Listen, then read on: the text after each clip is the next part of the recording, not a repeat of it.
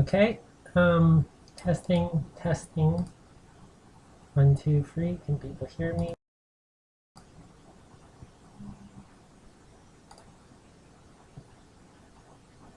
You have to set stuff. Microphone.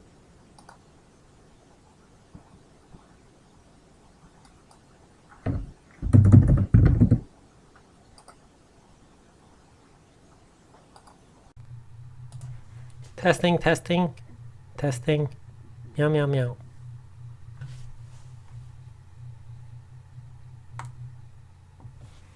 Alright, I think I should be going for my Yeti microphone now. Let me know if it's too low or it's too high. I can change stuff now. Now I have things that I can tune.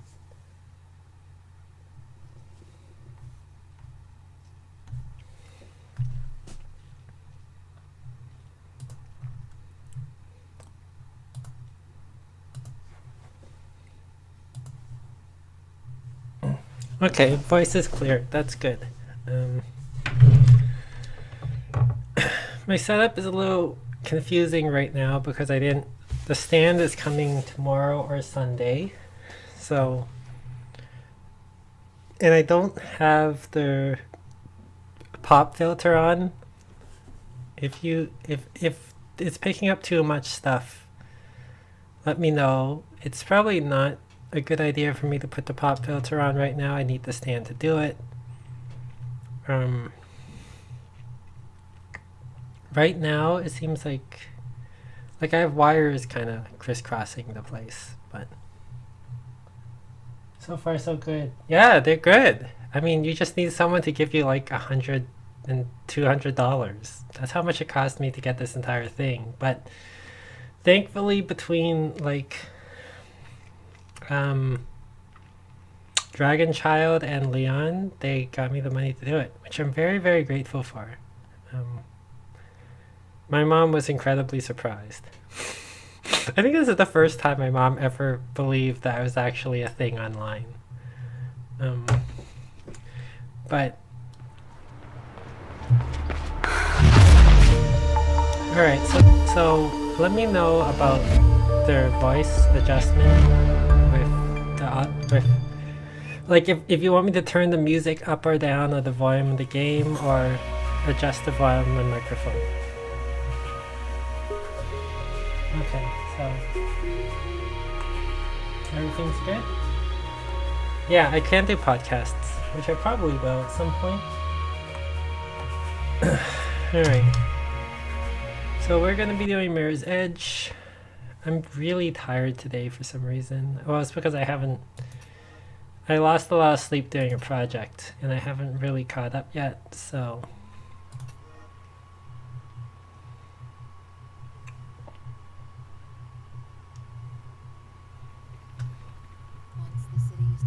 Hopefully I'll do this run okay. I've been practicing something to do for the final room, which Trish has seen me do. We'll see if I can do it here.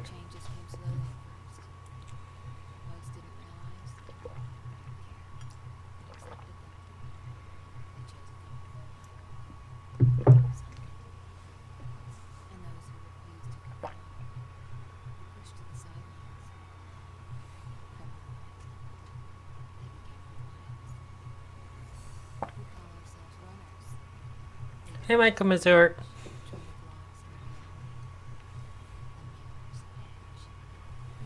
You're the one who helped get me this mic, right?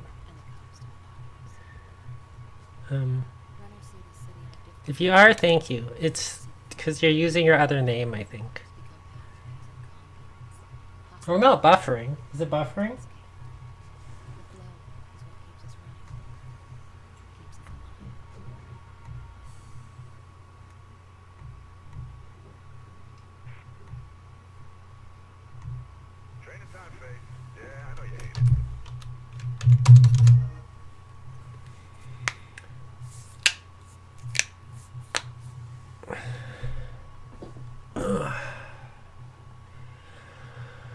Oh, I'm sleepy.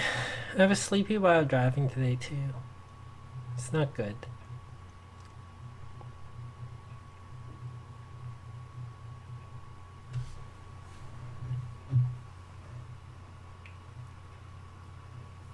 Oh yeah, I forgot because I had the screen adjusted differently. Um, because I was streaming for Trish privately and there were some issues with that. Give me a second, I'll fix it.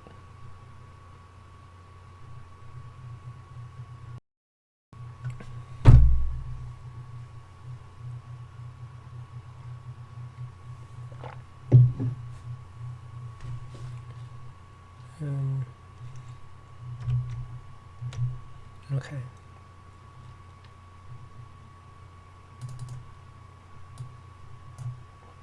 That should do it.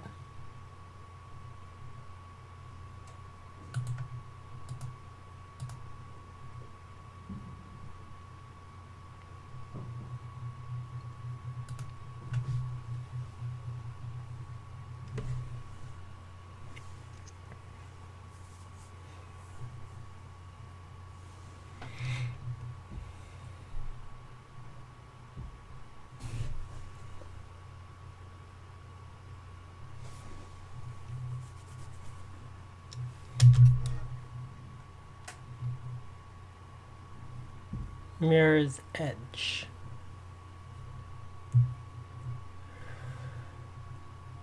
I was looking for a hat today. I want like a baseball trucker hat thing, but I want it to look kind of big on my head, and I have a giant head, so I'm not very pleased. Also, hats are so expensive.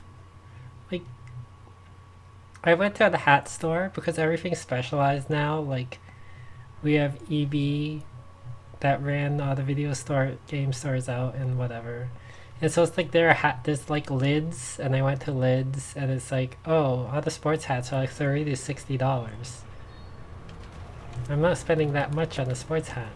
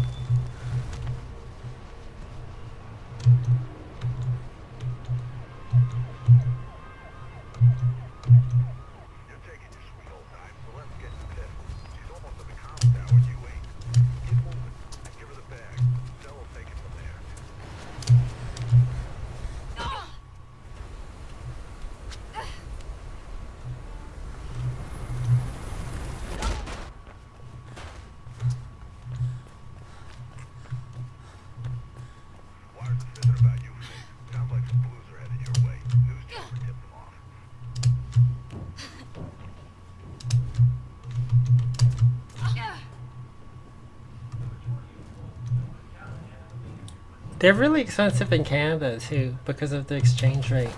Um, I mean, like luckily they went down a little in price when I first checked it, um, but it's still like $150 without tax.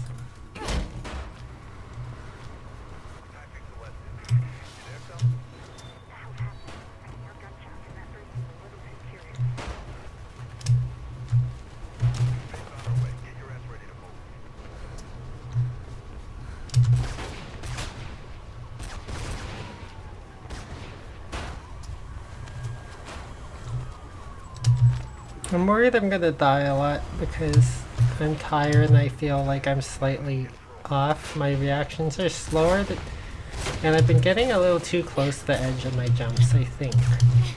But we'll find out.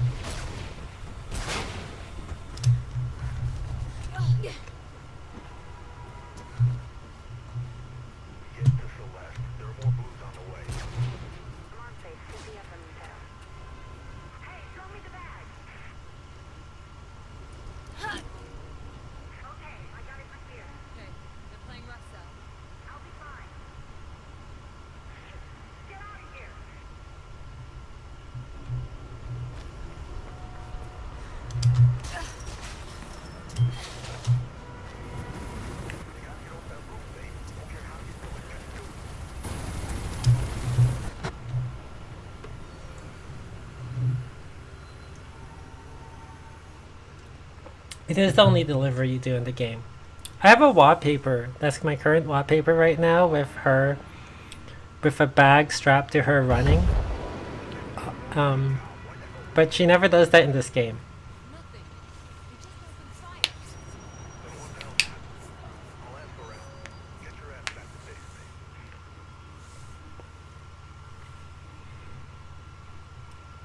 So how's the audio quality?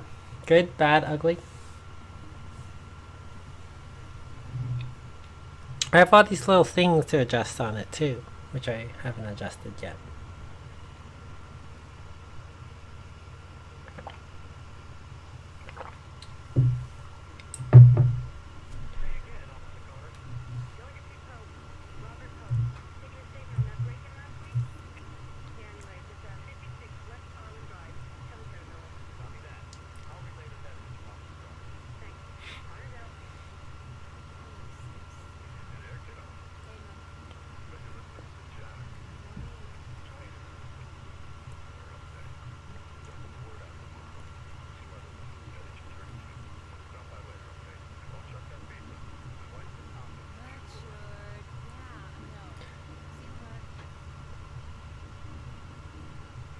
The Merc.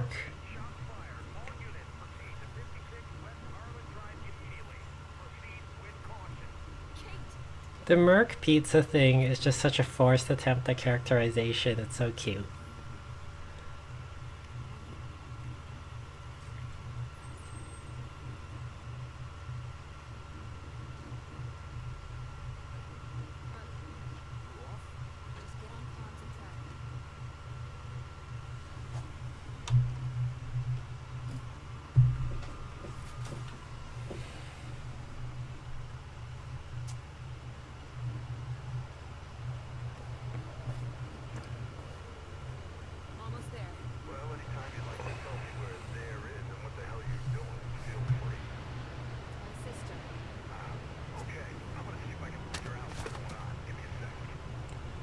I like how no important conversations happen in between the cutscene and the gameplay. Whereas, like, this entire time I didn't tell him where I was going.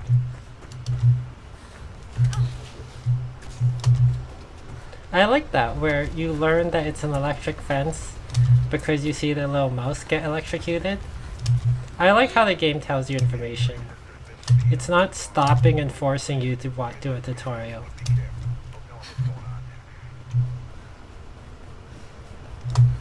Someone on my Twitter said that they hated Mirror's Edge because they found the controls really bad and they returned the game. I was wondering if they played the console version because I've tried playing this with a controller and yeah, it's very difficult to move with the double stick, but I find the WASD works really well. Like, and most of it is just that it's so, you move so slowly without the mouse. You can't really do a lot of stuff, but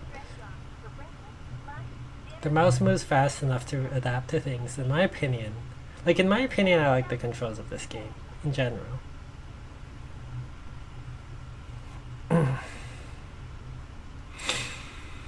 Meow, meow, meow, meow.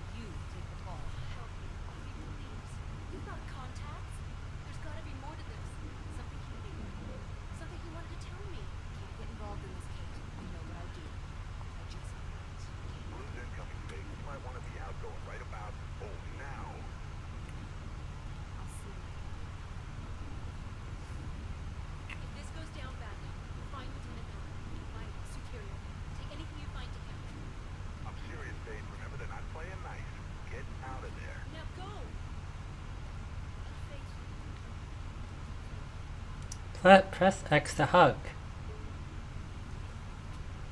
First person hugs are so awkward.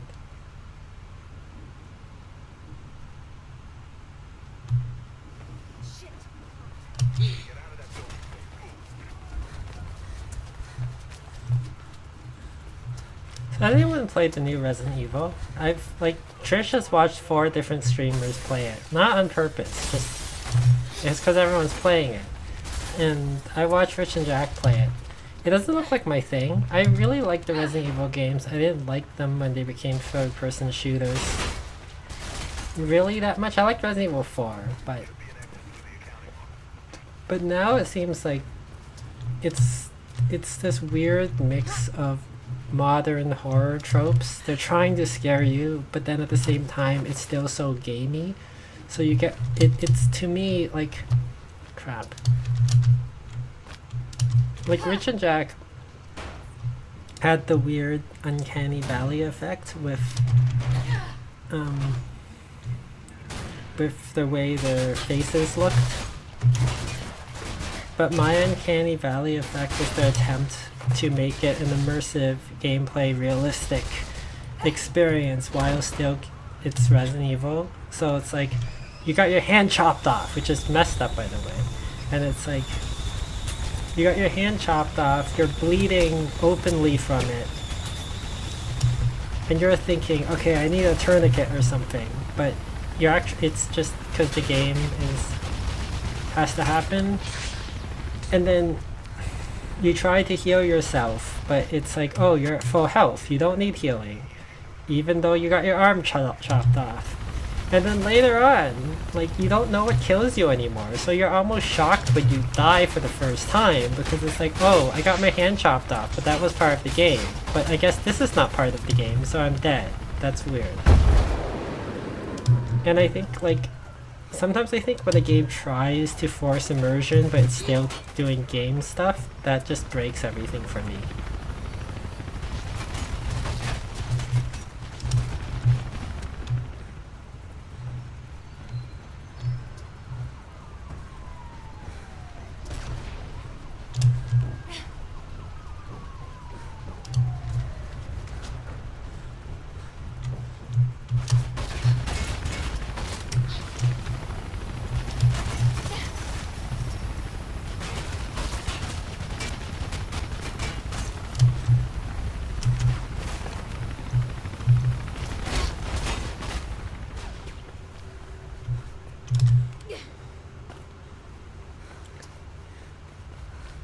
I remember really liking this part when I first played it because of how you run in and then the door you see the elevator in front of you, and then the elevator suddenly opens and troops are shooting at you and you're immediately reacting like, you know, oh, I'll take this detour, and you find the other elevator.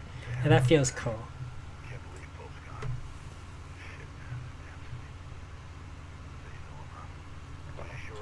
Yeah, it's Silent Hill, Capcom trying to do Silent Hill. And it doesn't work. And yeah, the whole, like, you just, like, as Jack pointed out, the whole, oh, your wife turns on you, well, as a player, you just met her. Like, the game character might feel something, but you, as the player, just met this person trying to kill you. You're gonna think of her as a video game boss. And you're gonna have no problems trying to kill her.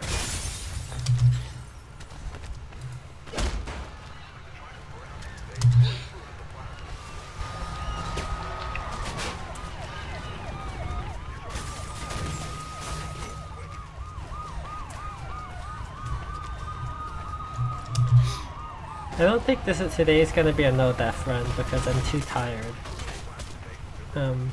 In that, I mean, I don't think I'm gonna accomplish it because I feel far too tired right now, and I just feel like everything's not quite there. I'm probably gonna slip up at some point.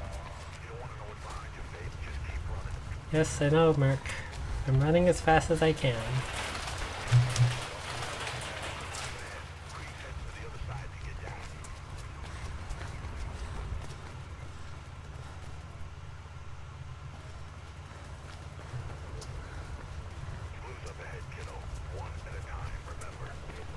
Don't need to fight them.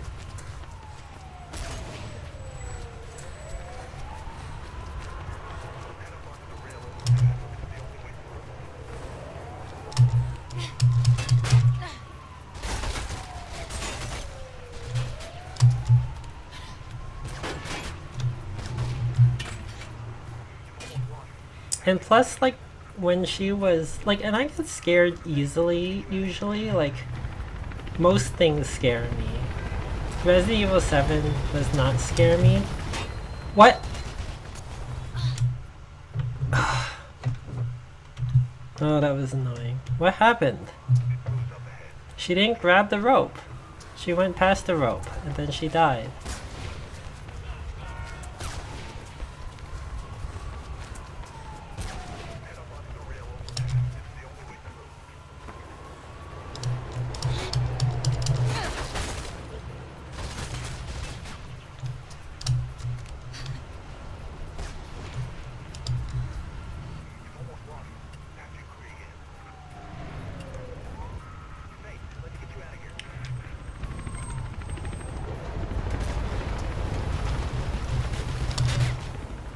See, now she did. Here you go.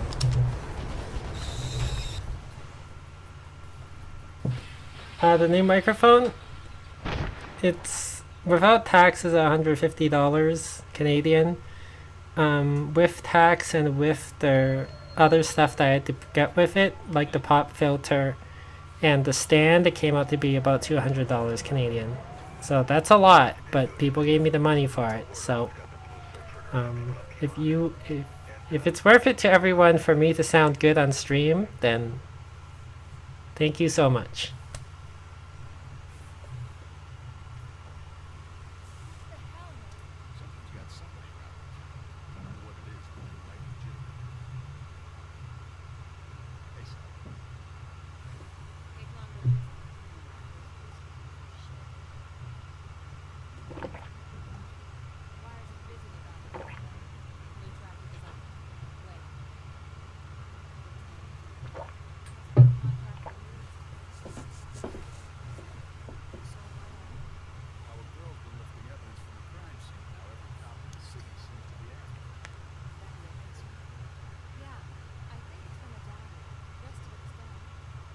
Yeah, it was nice that people be a title. I'm very appreciative. I hope I live up to expectations.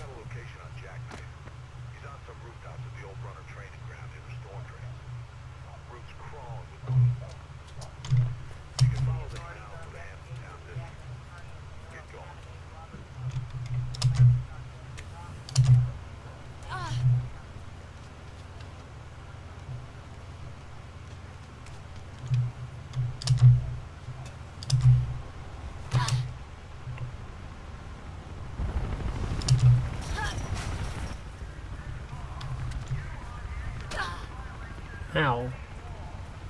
Yeah, everything's kind of off today.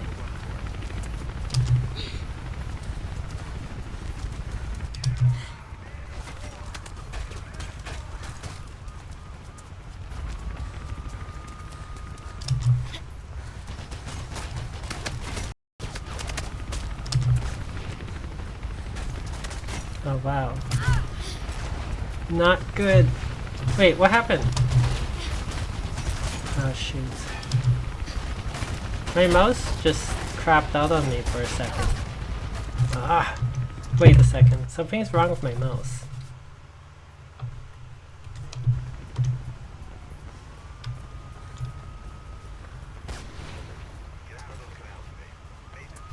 Okay, I don't know what happened, but my mouse just stopped working for a little bit.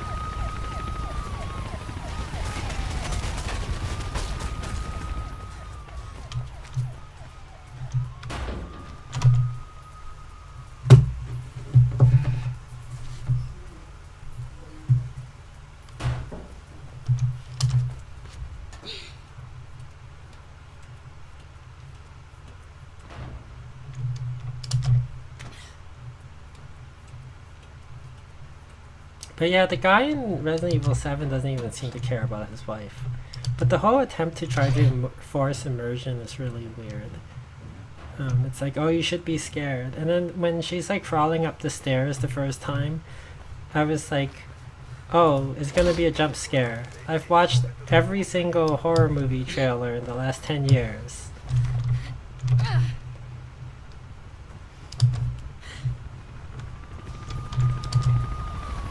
And it's sad because I like Resident Evil.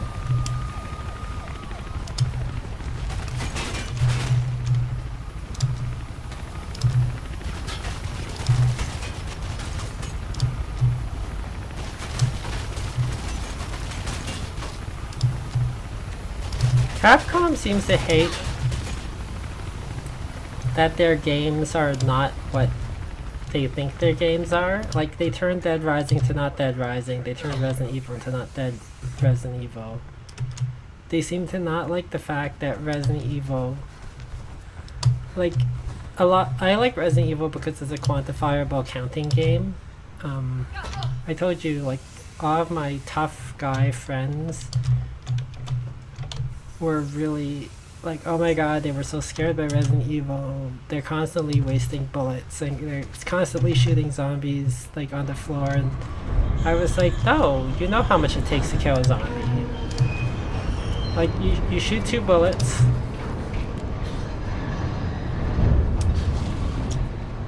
You shoot 2 bullets at the zombie, and then when they get back up, you shoot 2 more.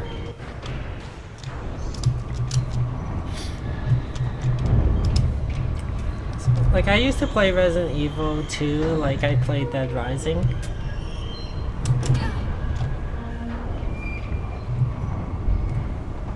And it was like, I had the entire game figured out and I remembered everything about it and I knew all the maps and it all worked out really well. And it's like Dead Rising is the same, and then Capcom's like, oh, we don't like these things. We don't want you to have these things anymore. We're gonna make them totally different.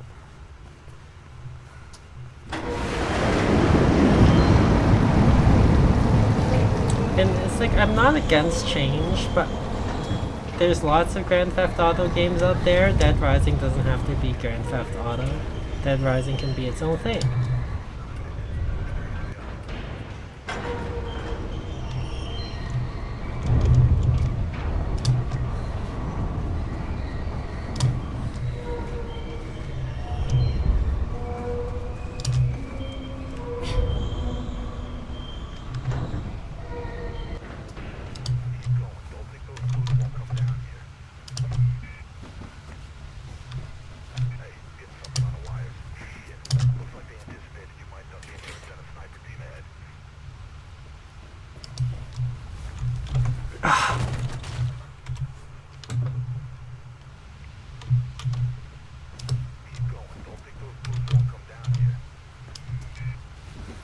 I told you, I'm kind of off tonight. Oh, thank God. I thought I was gonna fall right past that ladder. Ow! What was that? That's never happened to me before. Holy crumbs.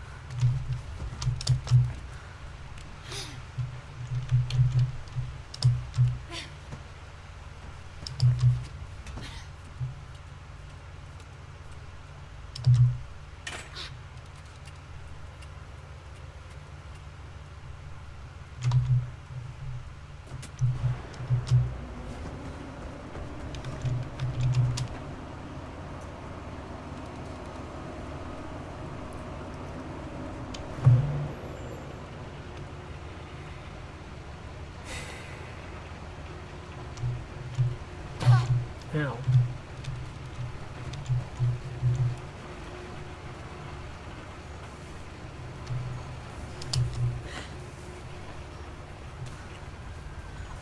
I'll probably play Lightning Returns tomorrow, or I'll stream with Kim, depending on how people feel. I can't do it tonight because, as I said, I'm too tired.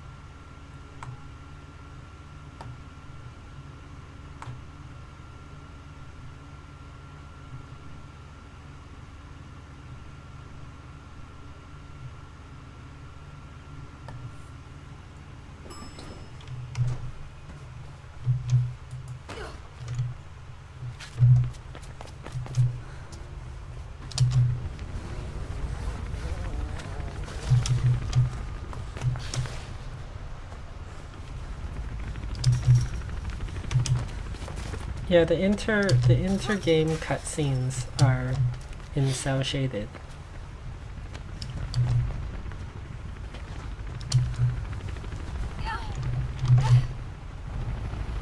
Wow, I'm not doing well today at all. Get back here, jackknife. Jerk knife.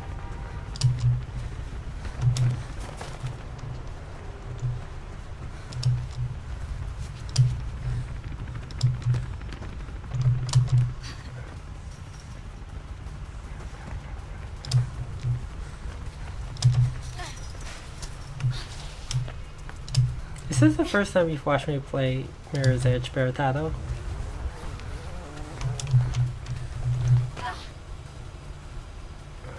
I meant to fall off on the shorter thing there. Luckily he waits for me. I don't think he waits for you in the hard mode. I think you can actually lose him.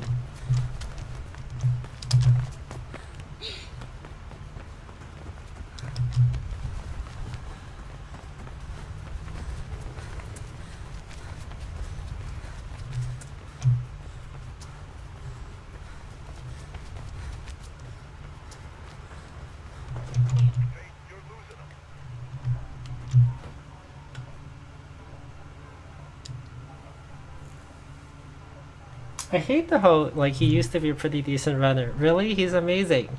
He can do things I can't do.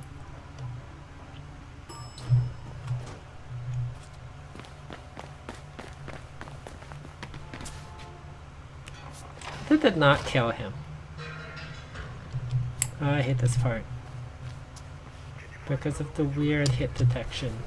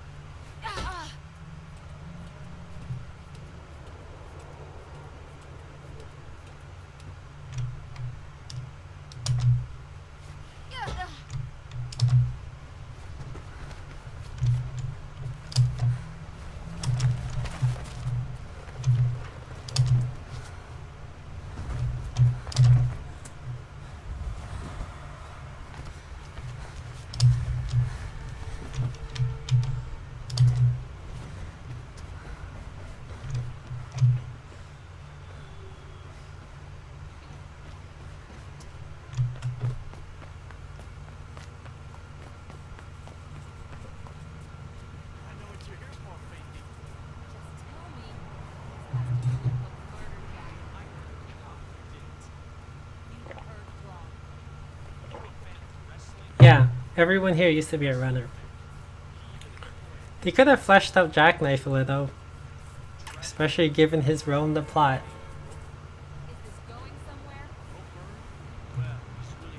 I have a feeling in the original plot,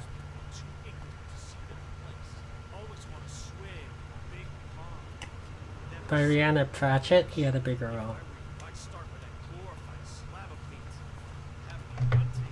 It's certainly heavily implied that he had a bigger role in the original plot. And I think you and him are supposed to have dated in the past.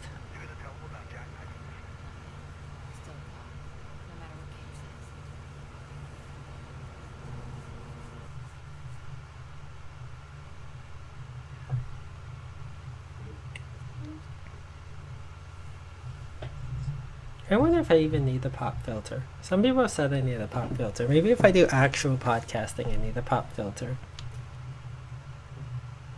I do have the pop filter. I haven't attached it because I need the stand.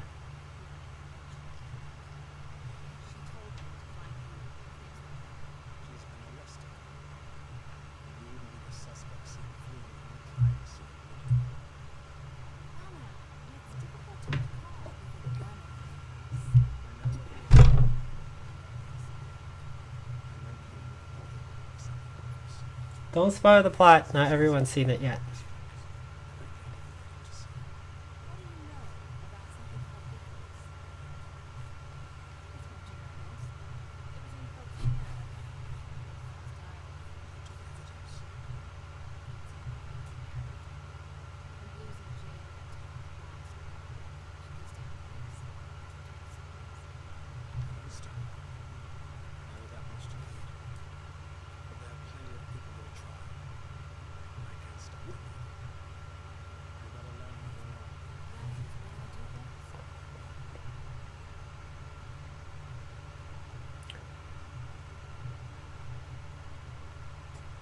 Maybe I should do some movie reviews. I have some movies I want to talk about. Warcraft. I talked about Warcraft last time.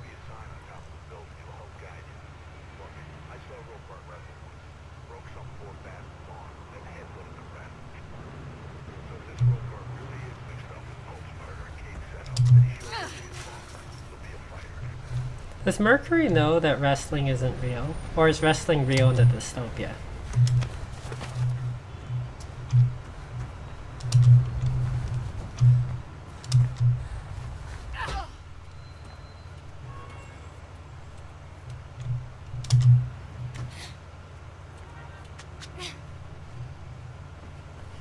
I watched Ip Man 2 the other night. I've watched it before. I like Ip Man 2. I think I like Ip Man 2 better than Ip Man 1.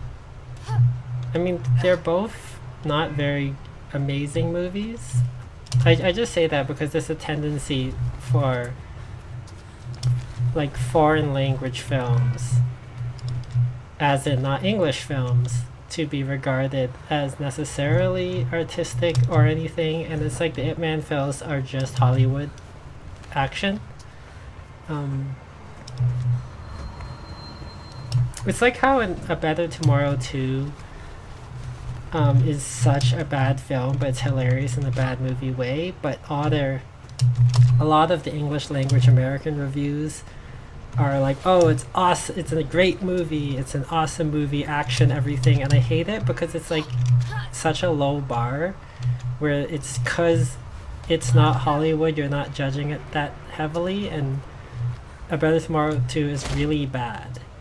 The producer and director hated each other, and they cut the film separately from each other, despite each other. It is a complete mess of a film that's hilarious in a bad movie way. But the plot makes no sense because it was cut by 2 different people. It feels like it was cut by 5 different people.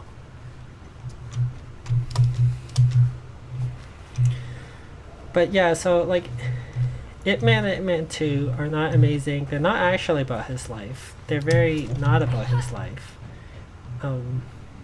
It's just, they're basically Rocky. It's anti-colonialist Rocky. In the first one, he frees China from Japanese oppression by beating up a Japanese general.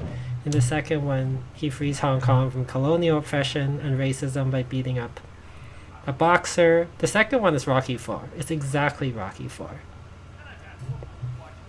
And it's great.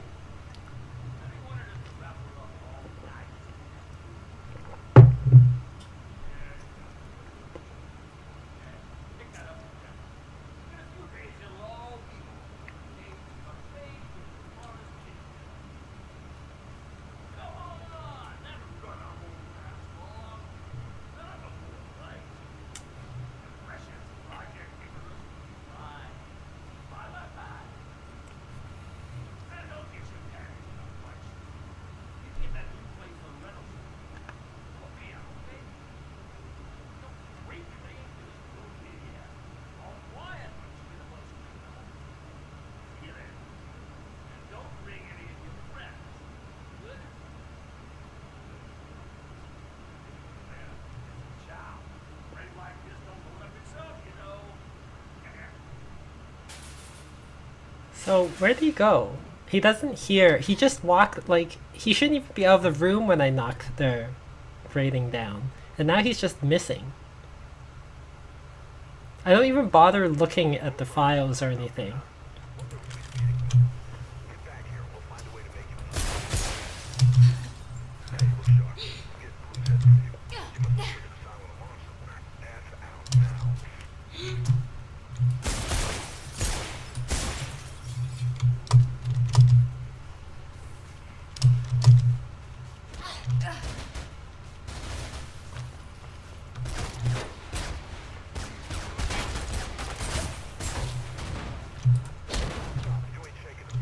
Yeah, so in Ip Man 2,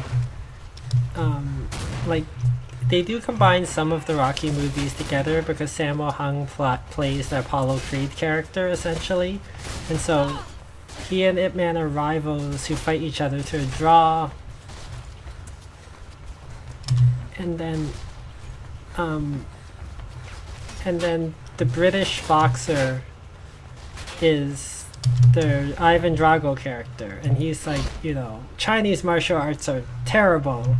You're all weak compared to the might of the British and boxing. And then he fights Sammo Hung and he kills him in the ring, just like Drago and Apollo Creed. And then Ip Man challenges him to a fight, and then he beats him, and then he gives a speech that ends racism, like how Rocky ended communism. It's hilarious. I enjoy it, and I enjoy all of the angry white people who are like, this film, you know, it's just propaganda. It's just racist against white people, and I'm like, it's Rocky 4. If you didn't hate Rocky 4, you shouldn't hate this either.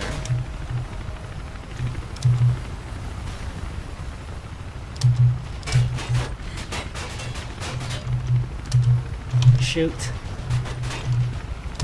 I've been having a lot of trouble with that little auto jump lately there.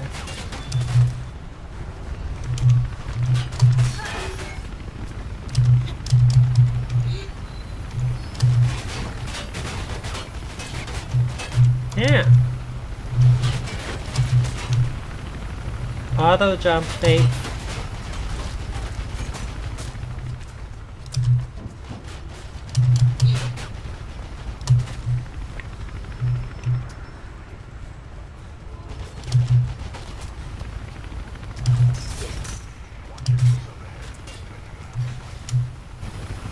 We always have to fight. Life is all the fighting. Sorry, I'm gonna kill. Ah! Okay, my mouse stopped working. That's why I hit him once and stopped punching. My mouse didn't work? What am I doing? Wait. Oops. I got lost because of the thing. What am I doing?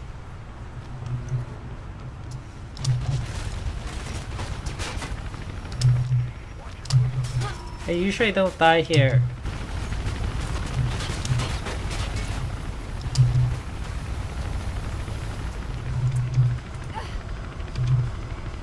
Just practicing.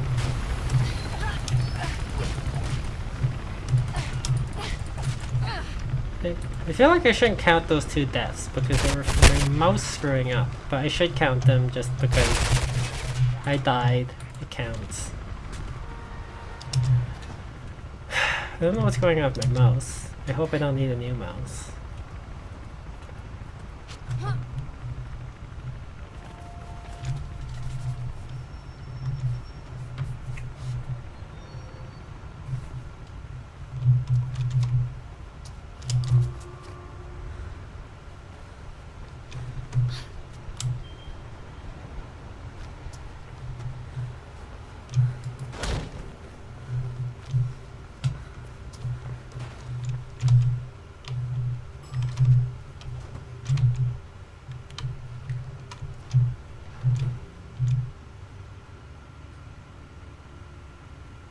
Well, the stream's stalling. It might just be my computer. and that might be why I have a wireless mouse, and maybe my computer is just doing something really screwy, and so it's just like lagging, and therefore I had some problems with the mouse. I don't know.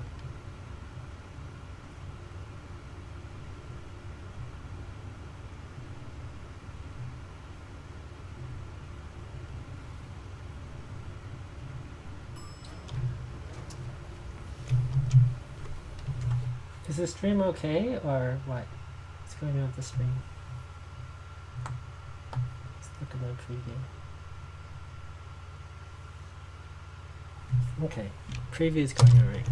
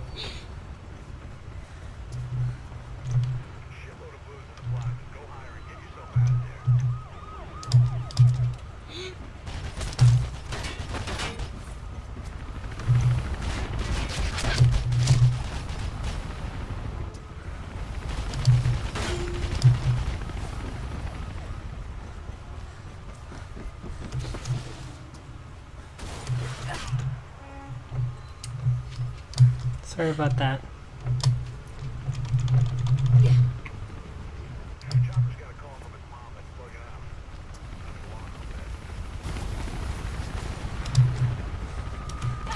Ow!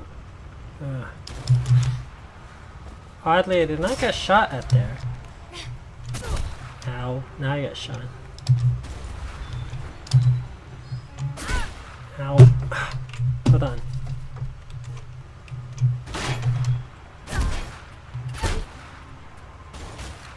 I don't know what's going on with my mouse right now. This is very annoying. I can't afford not to be able to trust my mouse. I'm missing all my brake roads. Oh, even crappy Amy playing stream is still doing okay.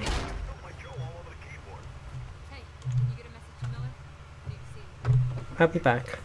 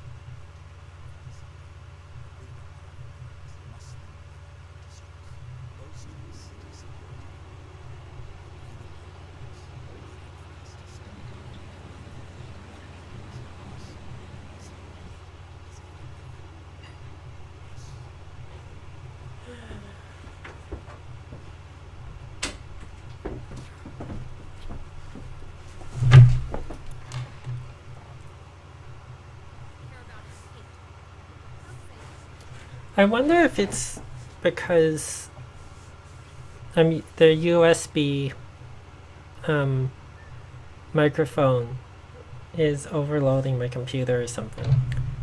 I'm using a USB microphone, a USB mouse, and USB keyboard. It should be okay though, but I don't know what's going on.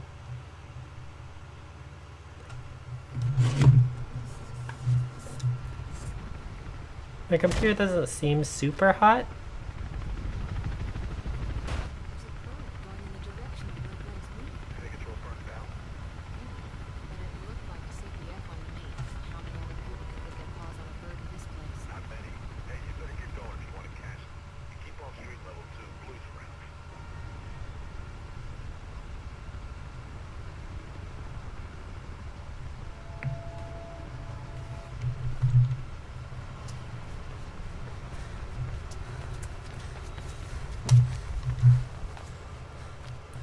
I love that this is the easiest way to get around an electric fence, jumping from one building to another.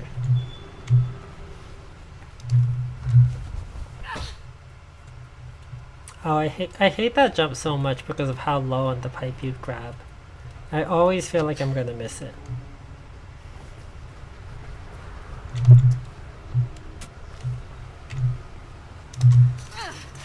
Does anyone know anything about electric fences? I've always wondered if you just hit the button to turn off the electric fence, can you immediately jump on that fence safely?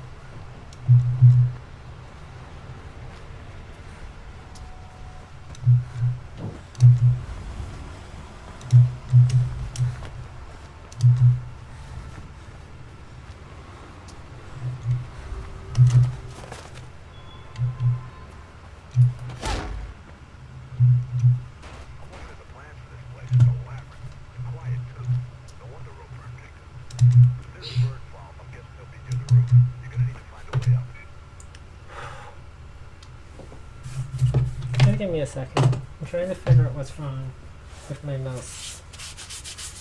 Ooh, my mouse pad's just dirty.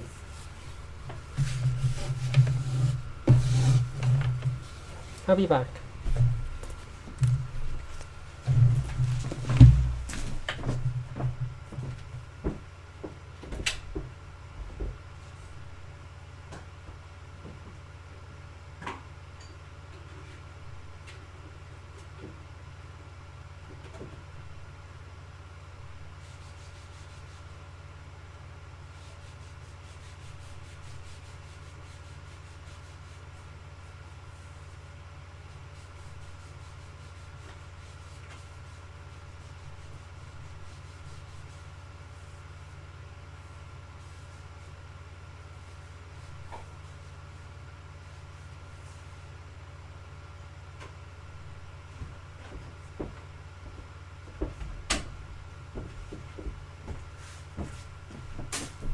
I need a mouse pad too.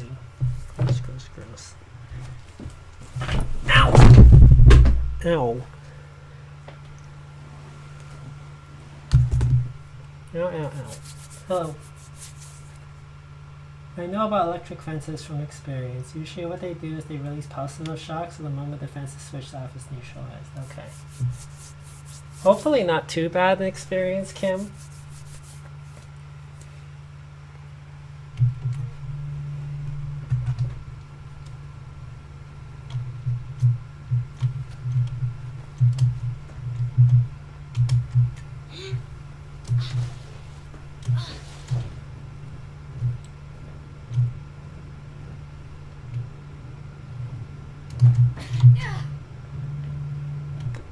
The funny thing about Ip Man movies, like, they're essentially sports movies, and like a lot of sports movies, the role of the woman character there is one, so you know the character's not gay. In this case, it's also because in real life, Ip Man had a wife, so they have to give him a wife here. It's almost like they grudgingly give him a wife. And usually, the role of the woman in the sports movie is that she doesn't get what her boyfriend or husband is into, and all she does is complain about stuff like money, which is quite important, but not in a sports movie. In a sports movie, she doesn't understand the passions of her husband and cares about weird stuff like money and bills. And that's all Hitman's wife in the movies does. She's just constantly long suffering, except the thing is that because everyone in the movies has to embody these Chinese values, all the good guys. Like Donnie Yen's even complained that he doesn't like playing Ip Man because he's this idealized idea of Chinese Confucian values where he's always humble, he doesn't pick fights, He doesn't have any vices. Yeah. He's a broker. Stuff. I'm heading out. Figured I could find out about the kids. And his wife is just like the long suffering wife, but she also can't really ever complain. So it's not like she doesn't have the breakup scene you would expect. She doesn't leave him at any point. She just is unhappy all the time that he doesn't care about anything, including money.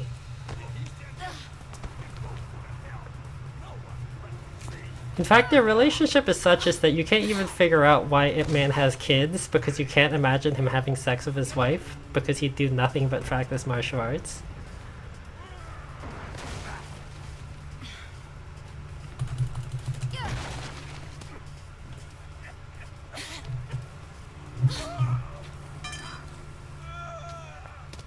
Better talk fast.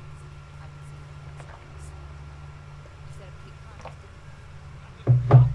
didn't you? Had a big promise. With no coat. You.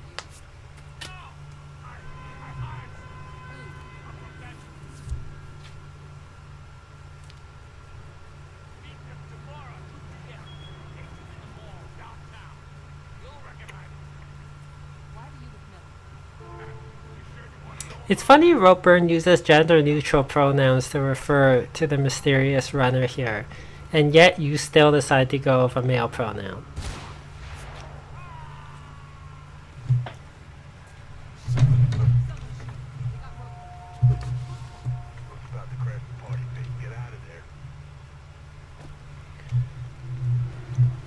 So yeah, she barely does anything throughout the entire movie. And she barely even shows up. In the first one, she's there a little more because he has a life at the beginning. And then once the Japanese invade, she's kind of just there to be sick. And then he kind of forgets about her entirely. Like, she has a few things to do in the first movie. She's mostly there to support her husband, but she still gets to do stuff. In the second movie, I think she's there for like 5 total minutes of screen time, and she has maybe 5 lines. So it's hilarious because actresses in these movies, in these like male movies where men are fighting and bonding with other men, and always have to say, you know, I play a strong female character.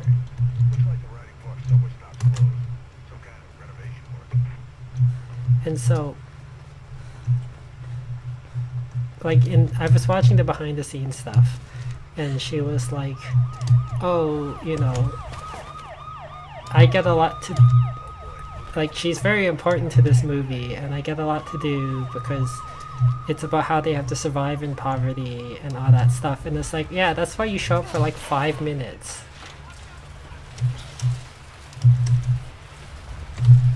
And I felt bad for her. But the other thing is that in all the Ip Man movies, like, not just because there's 3 different Ip Man series at least, his wife is always played by some sort of supermodel, and like actual models who are not actresses. And so that's the other thing, that they can't give her acting to do because she can't really act. It's a horrible combination of things. I'm not blaming the actress for it. I'm blaming the casting for it.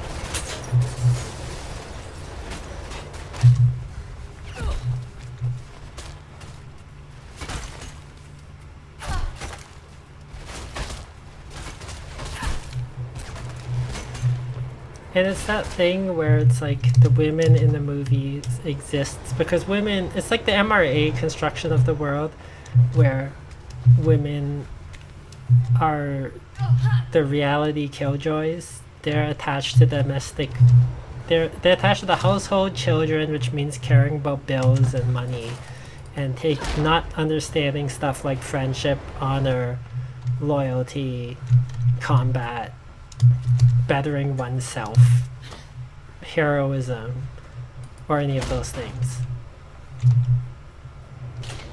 So like, yeah, but that just makes it a normal action sports movie. So as I said, it's not great art, but it is very fun for what it is.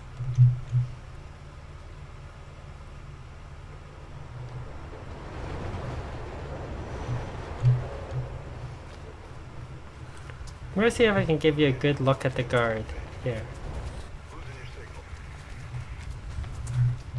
There, see? They're the guards. Oh, there's two of them. I never knew there were two.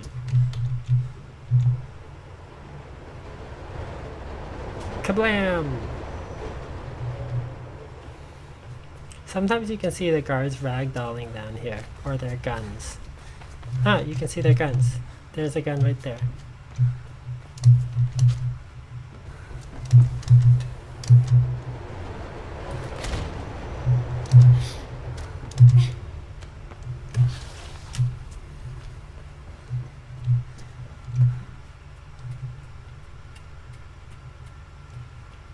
One of the reasons I was watching the Ip Man 2 making of thing was because I was curious about why the white English actors' English was so terrible. Darren, whatever his last name is, I can't remember. He's the English boxer dude, and his English is fine. Like, his acting is terrible, but he chews the scenery amazingly. Like, he enjoys being the racist villain. It's great. He's so over the top.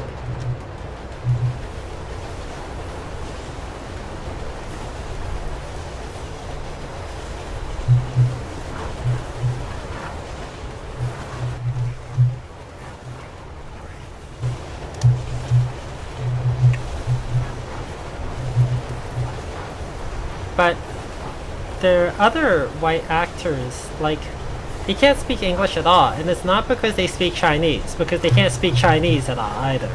Their Chinese is really, really bad. It's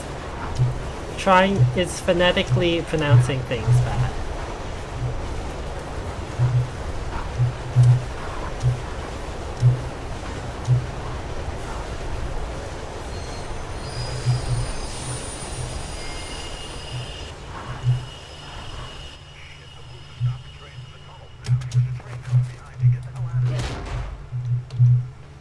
That was good, wasn't it? I was right next to the door.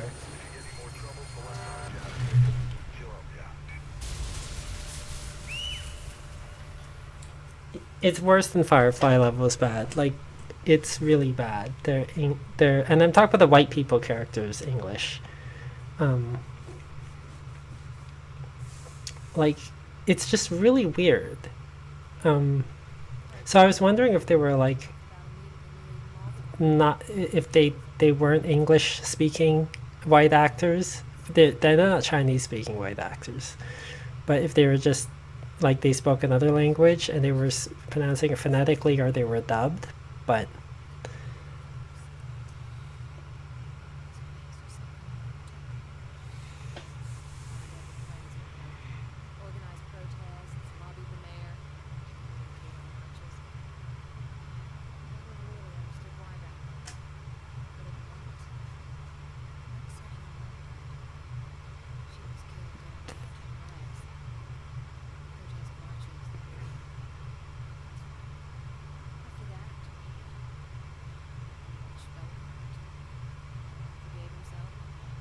the plot of this game doesn't make much sense. They don't really go into backstory for stuff, and the actual plot doesn't make sense. Like, why you're going up to this meeting when you know Ropeburn is dead, and you know that they know Ropeburn is dead.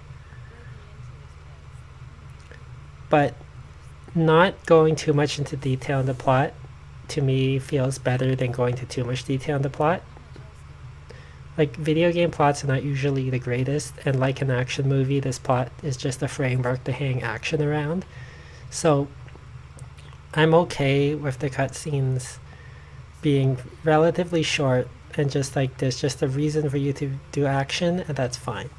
I don't want exposition. I don't. If they went into so much detail about the politics and plot, I think I would probably be annoyed.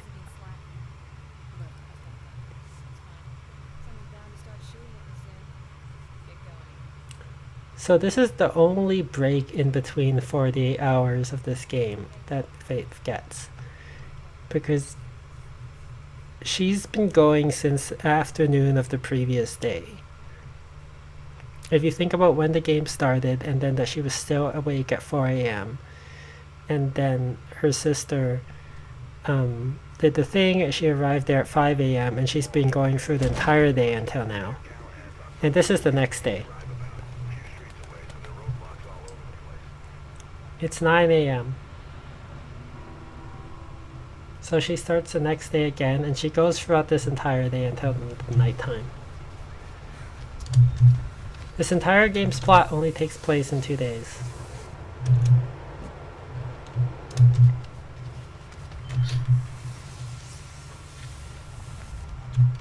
Which is pretty amazing when you think of all the locations she goes to after this point, and that this all takes place in the course of a single day. In the course of a single work day. Because she starts at 9 a.m. here. She has the mall.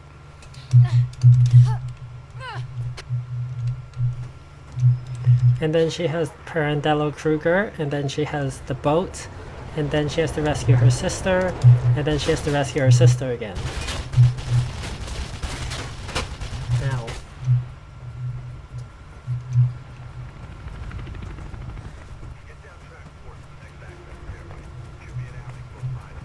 Oh shoot. Good reaction, it's me.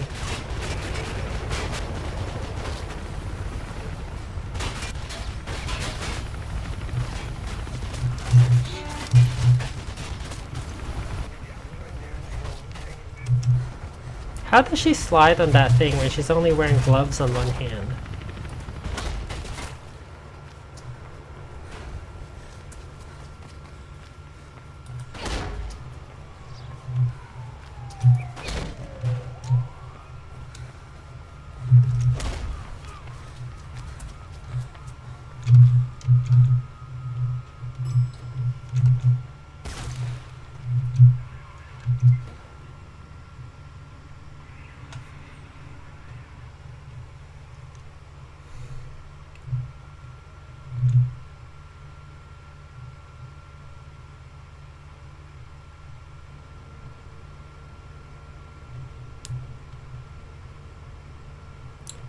I've been actually trying to think of the time stamps in this game, because she goes from the mall to the Pirandello Kruger facilities, to the boat, to the sniper location to rescue her sister, and then to the shard, and she gets into all these places in the span of like 5 hours.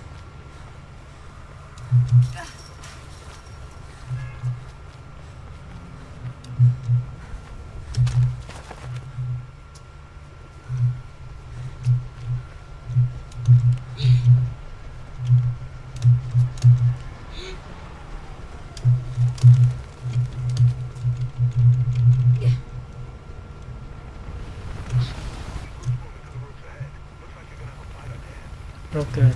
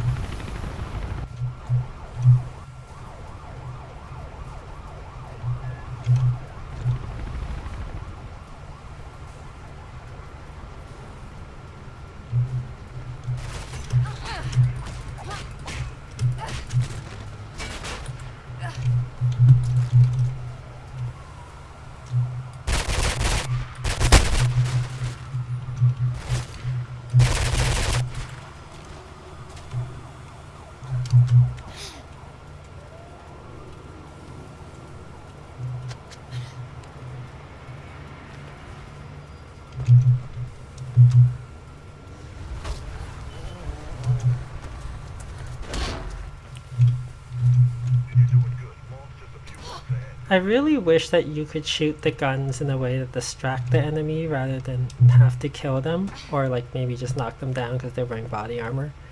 I'd like to think that I didn't kill them, but I mean, it's them or me. Faith doesn't know she's in a video game with multiple lives. She's trying to save her sister. and she does kill people in the cutscenes.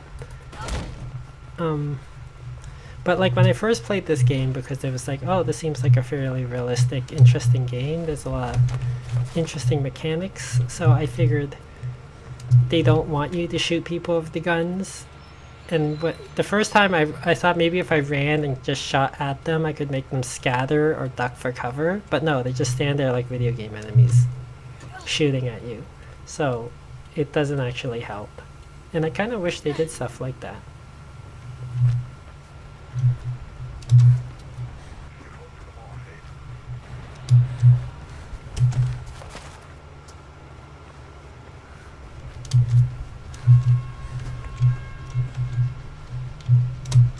Oh! I knew the second that I let go of that it was, I had ran too far. I was so scared about under jumping that I overran it.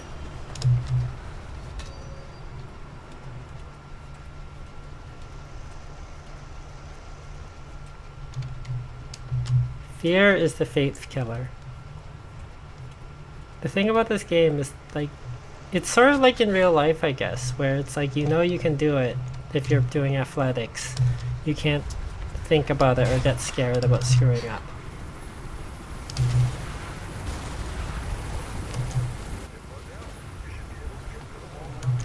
So you can see the mysterious runner there. There she is. I don't know if you saw her, but she's next to me. See? There. Running right across. I never realized until recently that you can actually see her shadowing you. Sorry if I'm telling tales outside of school, by the way, about her gender. It's always been obvious to me that the mysterious runner was a woman. Burfield never gives her gender away. You automatically assume she's male, and the second Faith and Merc were assuming she was male, I was like, oh, she's female. The game is just trying to deceive you, because there's no reason for them to assume that she's male except that they're trying to throw you off.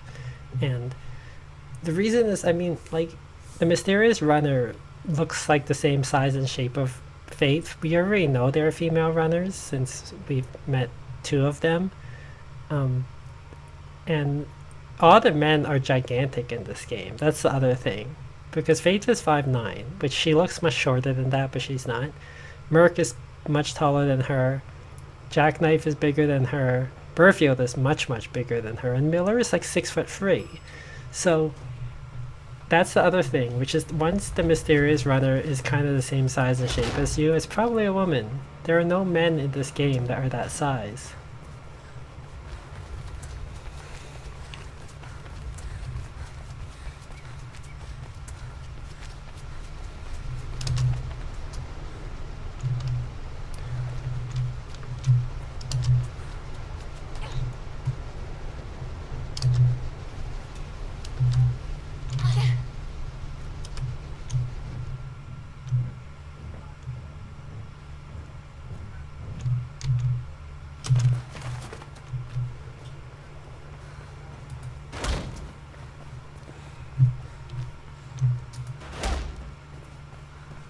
It's really weird where you run into, like, your favorite games.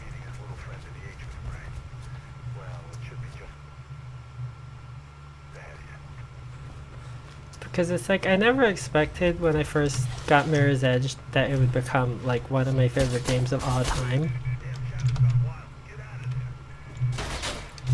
But it did.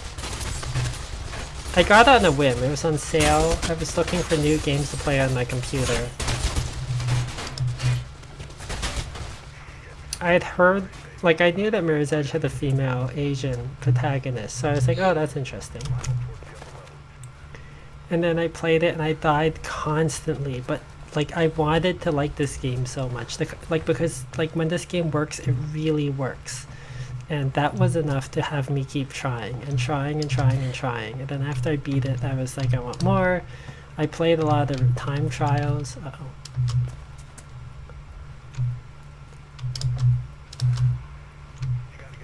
I was playing the time trials and stuff, and then eventually I just came back to the game, and then I started playing it more and more, and then I started to realize that like while while a speed run was probably not something I could do, a no death run was actually potentially possible because I was actually playing this game pretty well.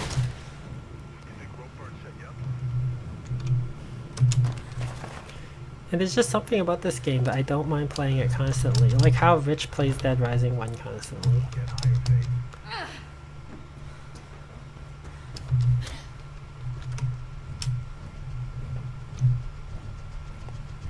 Someone once asked me if I can play this game without looking, and I said I can't because I still use my eyes to react a lot. Like, I don't do the exact same thing every single time. It's not robotic, but I do remember the entire game in sections. Like, I can do a run in my head. I just can't, I just don't do everything robotically. I'm usually playing it mostly on reaction and sight, with general sections memorized.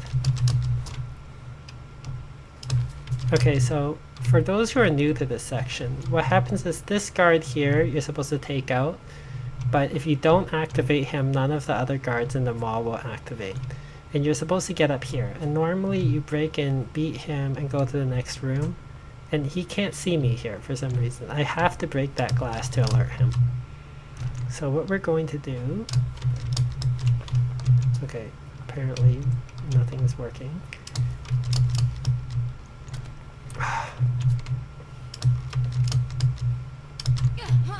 There we go. So what we're going to do is we're going to come up here. See, you're supposed to go up there and walk across here, but you come here, and again, he's activated by AI. So you can actually break all this glass above him, and he won't activate. He doesn't seem to care. What? Okay, that was weird. I missed the pole. Where'd the pole go? Alright. I'm sorry that you have to watch such a bad run. I'm dying in a lot of strange ways today. I'm not even dying in usual ways. Yeah, I need to reach that pole.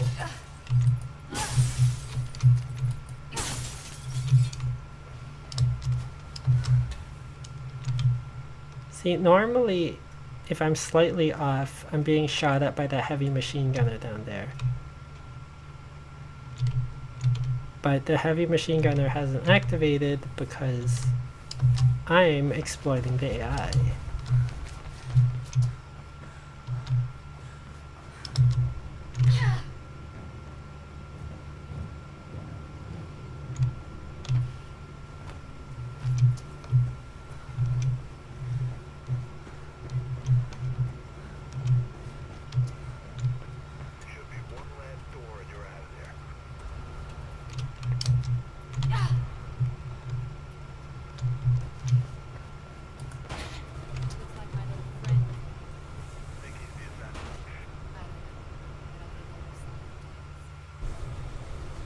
I'm okay with the shooting and fighting.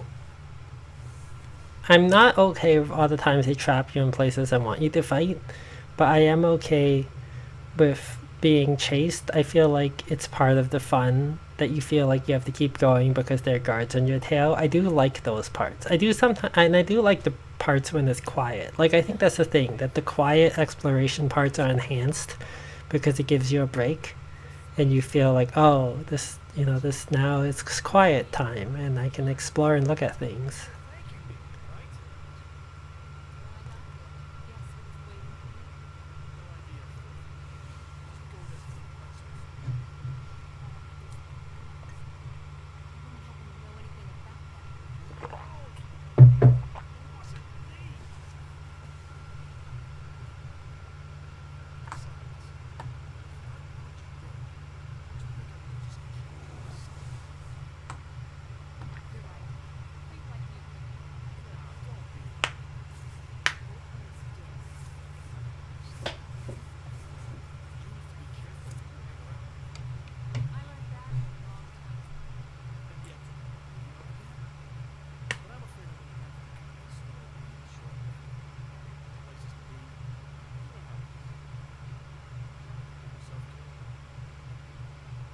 How tall is Jackknife? He's so much taller than Faith. Can you do a search around the outfield? Why do you ask? There's been my name around. And a brokerage office. Sometimes. Detective logo. Getting anything? Just what you expect. Guns, 15 armored cars, private security. Oh, and they secure all the world. Where are they based? Keys around town. Just got a new place named the Knots. Give me some coordinates.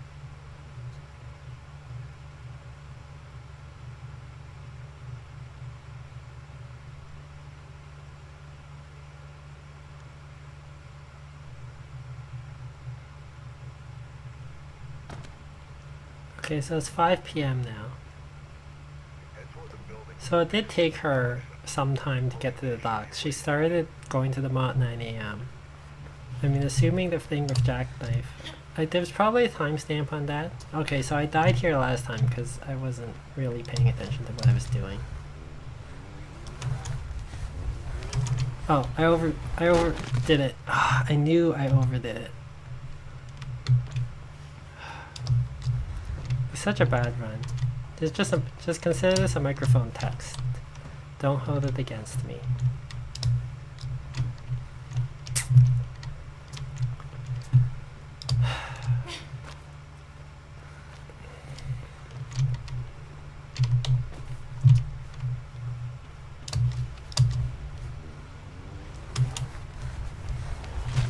Ugh. Wow, I can't play Mirror's Edge today. What's wrong with me? This is very embarrassing.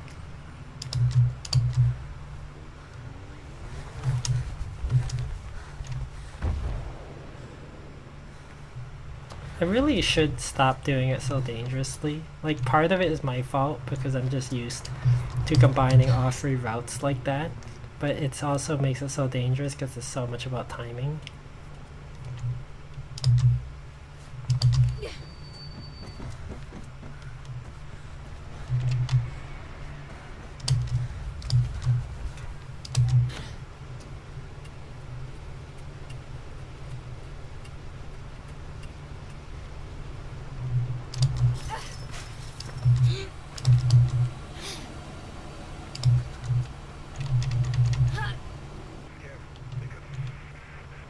This is the one time you lose his signal, and I don't know why. There's nothing particularly special about this area either. So when I first played this game, it took me forever to figure out how to get to this door because I didn't realize that this roof was here.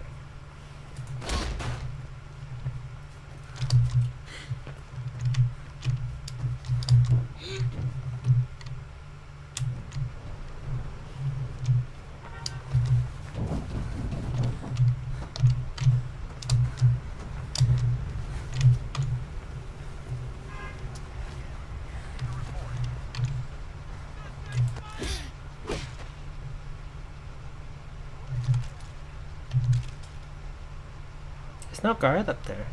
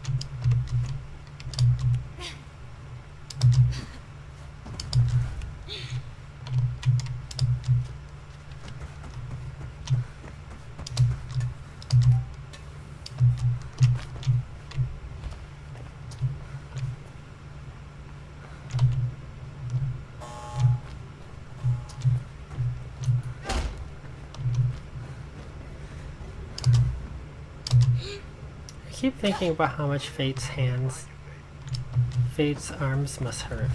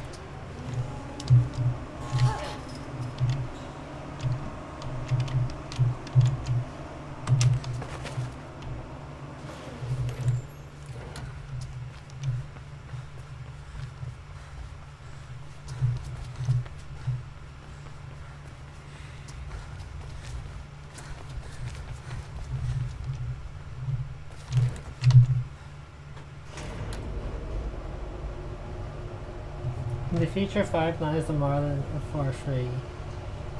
That does make sense. Yeah, the forced fighting is annoying. I like the game to feel smooth, so I'm okay as long as like I beat up them quickly, grab the gun, take out the other guards quickly. Like that's alright to me. That's why I prefer that rather than running around in circles trying to evade them. What are they training them for? You mean there's something left in the city they haven't managed to tax, ban, or regulate? What the hell's left, huh? No. Get your gun. You know, that's never too far away. Why? This training work. This Project Icarus. Here in Dela Kruger, it's not when we lost to the police. We've been trained to come after us. After the winners. All winners. Everything okay up there? Why is it great? Bird, that black market sale, what the money can buy. It's him. Him? The guy I saw at the mall. Sitting on camera. On the deck of the plane. Look, Faith, you've done enough. Right now, keep your sending alliances. So please, all that attitude.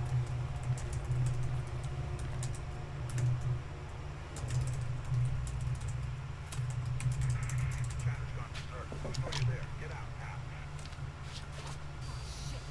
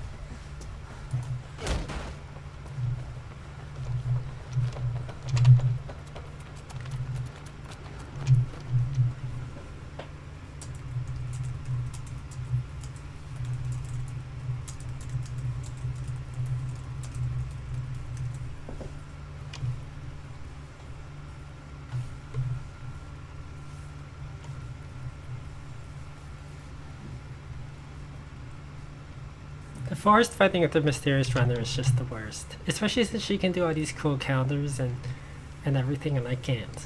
And I always thought there must be a better way to fight this, but then I watched speedruns. Nope, there isn't. I figured out how to fight it the way everyone else did.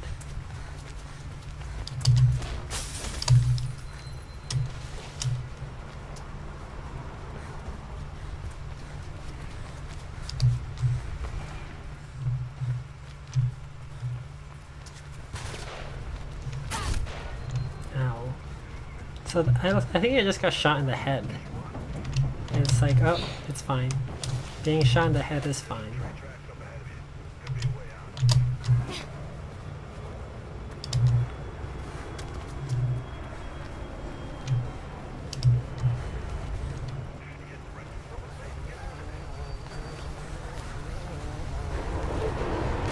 Nice work. Look, I'm gonna try and get the word out on the network about Icarus. Warn the other runners. Do it. I'm going after that guy.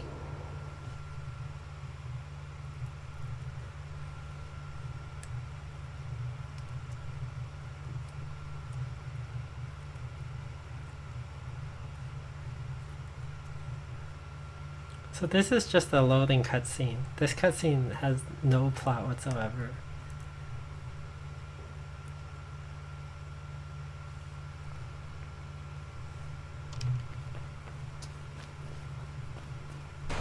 Now don't go just charging in there recklessly, kiddo.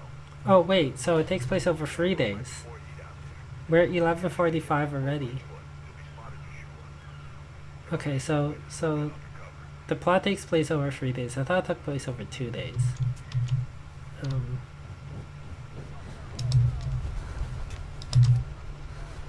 So I guess there's a day in between this and when you rescue your sister. That makes some sense.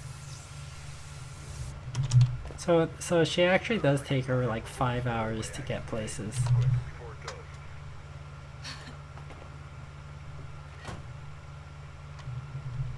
I'm in the ramen noodle truck. Hell is in this boat anyway? Ramen.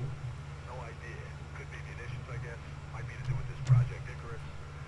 Look, head straight to the deck if that's where you saw this guy. Once you found your killer, get some answers and get out fast. Lots of blue traffic in the area, so get ready for a fight. Why don't I just open these little boxes and find out what's in them?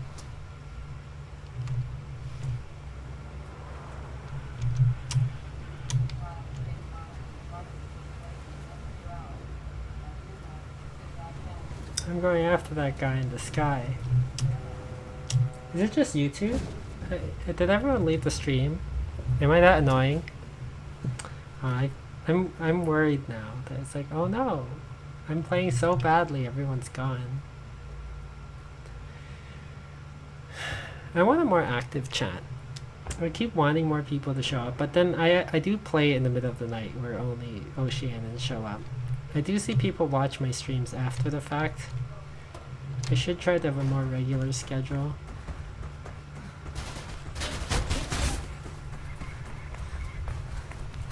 One Mississippi, 2 Mississippi, 3 Mississippi. Ow.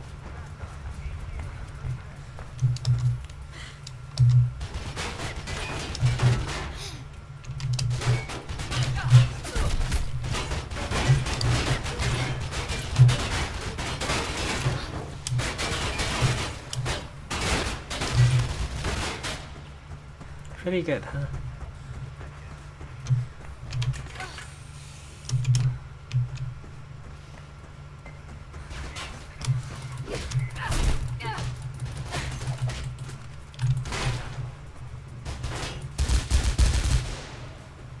This part is very hard to do if you're not going to try to kill anyone. And this has to require at least a disarm because of that guy up there. He has a heavy machine gun, which means he can't be distracted or moved. And you have to open this door like this. So if you got behind him, you just turn around and murder you.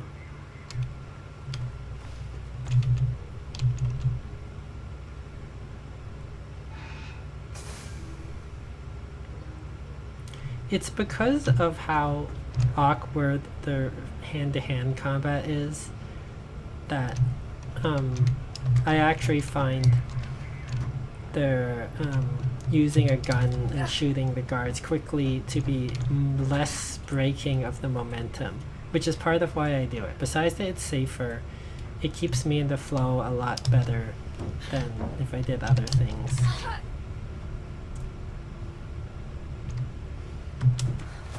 I'm gonna try this once. It usually doesn't work. Rick says he's got a runner in your area. Says they reported a lot of activity on that boat. But he said what he thinks is your guy on the top deck. Yeah, didn't work.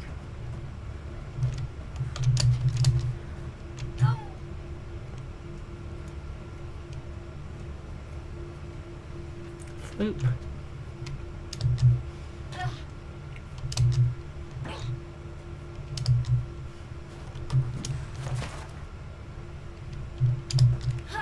Despite the distance that you fought here, you don't die. You don't die if you fall from anywhere in this room.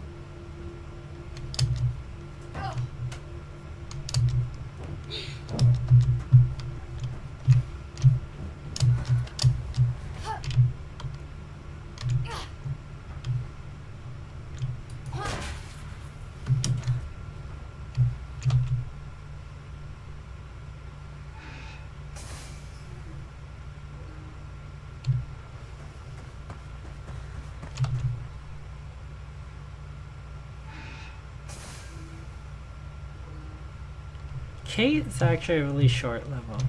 It just has some very dangerous sections. Should be a way through to the top. But now that I've mastered a lot of it, I realized, like, because I do perfect Kate's quite a bit. That's the level after this, and um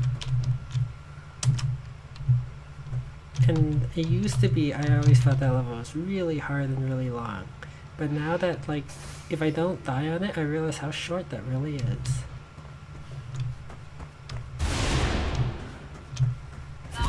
Ow. Way towards it. Get some answers. Ow. Okay, I'm gonna have to heal. Spit the bullets out of me.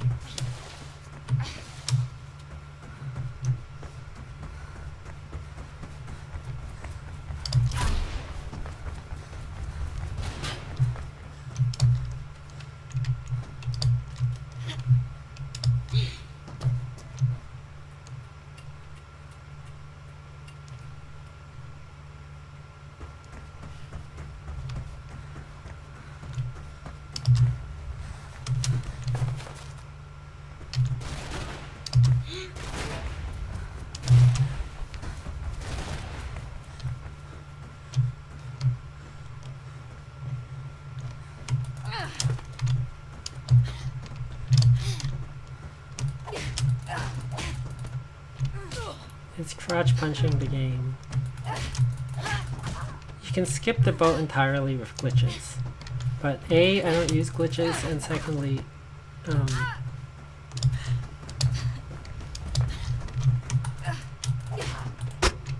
the glitches require dying.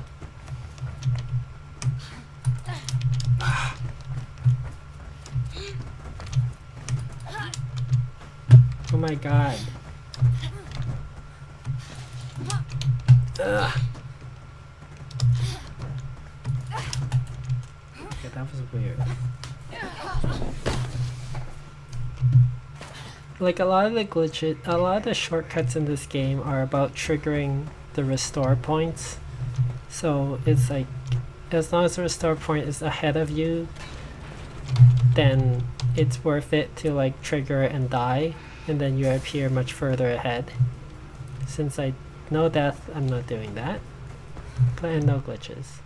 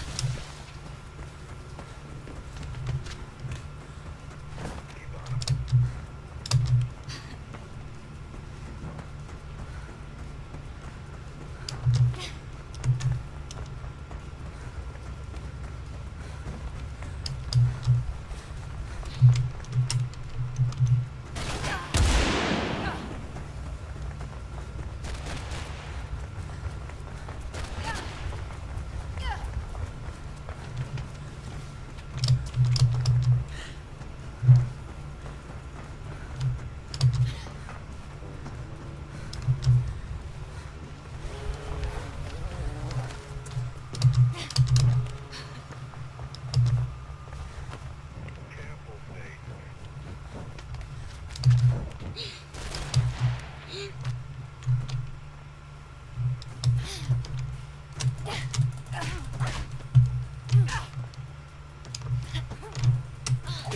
It's weird that throughout all these fights, it's pretty obvious that that's a woman. I mean, unless they're very, like, brown. I suppose, like, maybe Merc and Faith are just incredibly egalitarian about their gender thing and very non-cis normative, but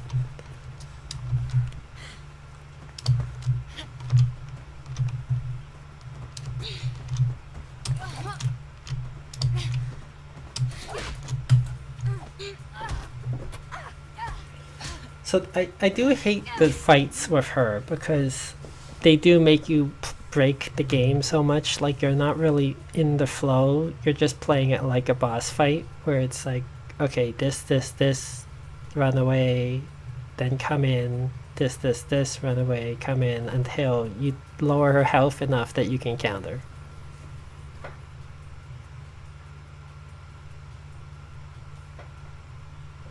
Personal reasons.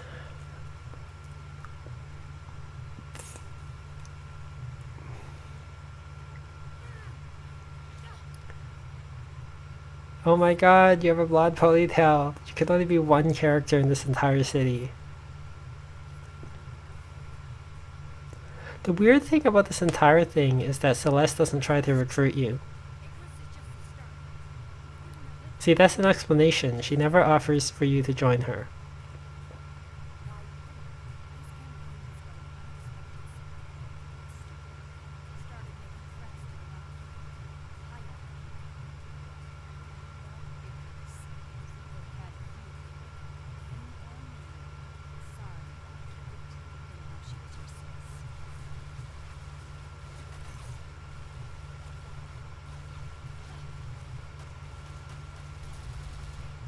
So I guess Celeste could have survived because she does back away from you and we don't know where she goes.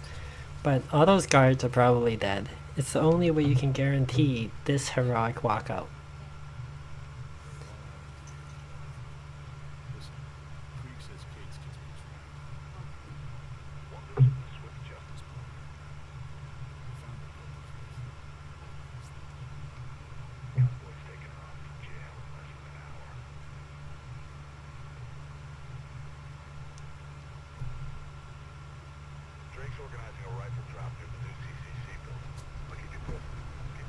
See, it's 1:12 p.m.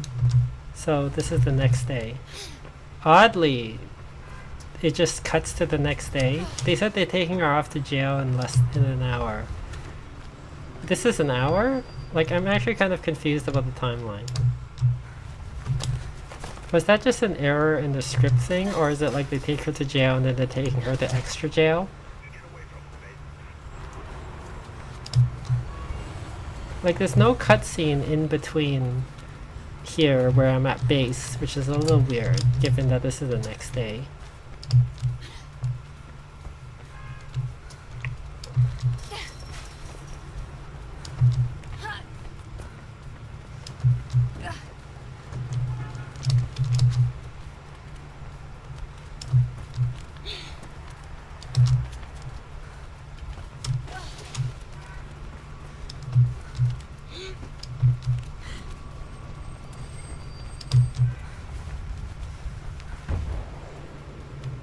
I think it's the total amount of time you take to get to a place, because whenever I don't bother wasting any time there, I seem to be able to do the next part okay, but if I wait there, then the next part becomes difficult. So I think it's total amount of time that the enemies, it's about getting to a certain point at a certain time. I always thought that the enemies spawned when you start this new location, but it might not.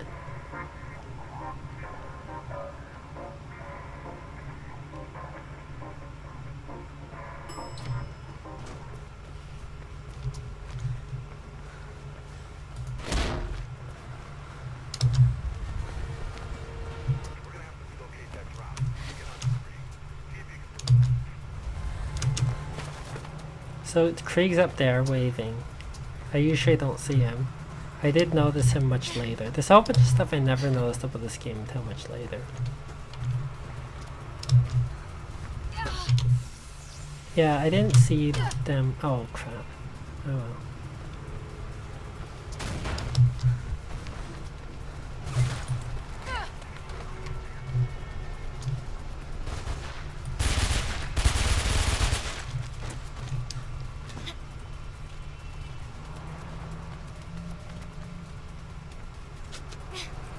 But yeah, it looks like as long as I don't waste any time that previous level, then then I don't get caught here. I used to think that it only mattered how fast you did this section, not how fast you did everything up to this section.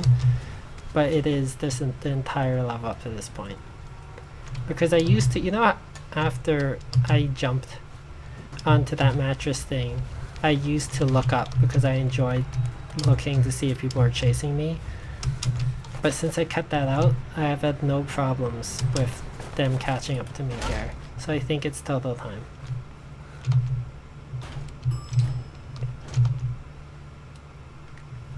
Which makes sense because presumably those are the same enemies, not new ones. So I guess it's just like if you waited around, it would allow them to get to this point faster.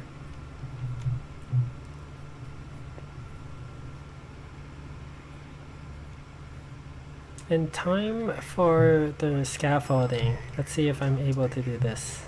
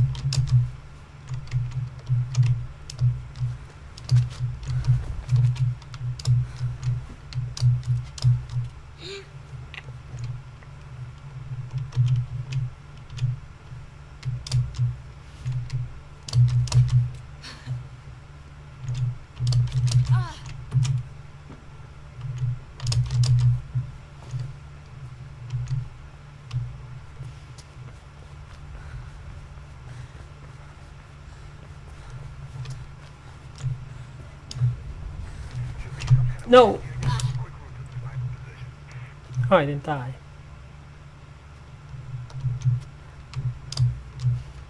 I didn't die, but I did a perfect scaffolding and then I missed the easiest jump. Go figure, right?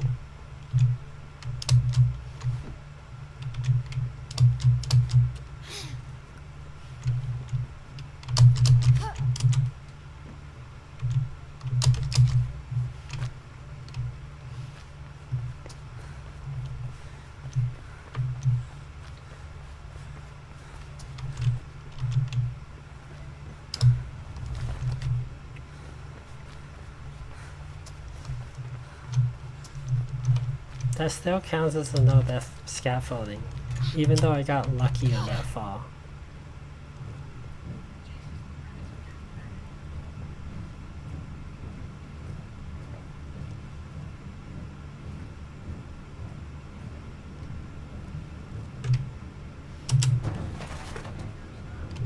Being able to break roll inside this vent seems unlikely.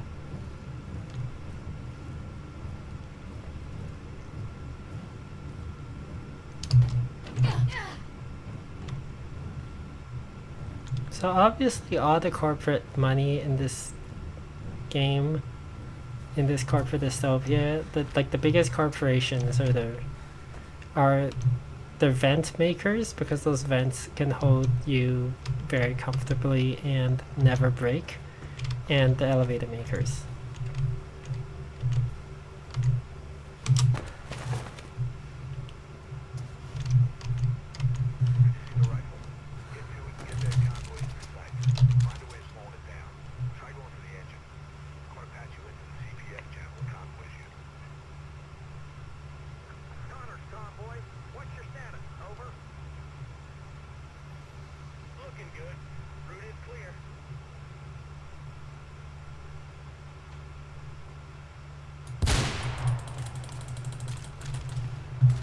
Okay, let's do this route.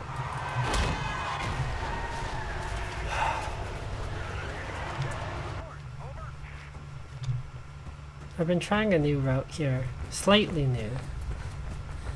Every time I play this, I'm finding like a shorter way down slightly.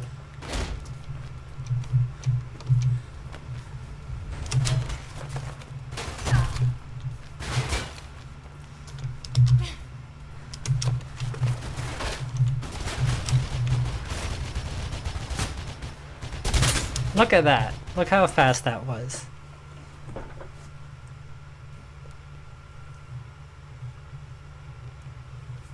And that was a no-death Kate, even though I messed up the scaffolding a little.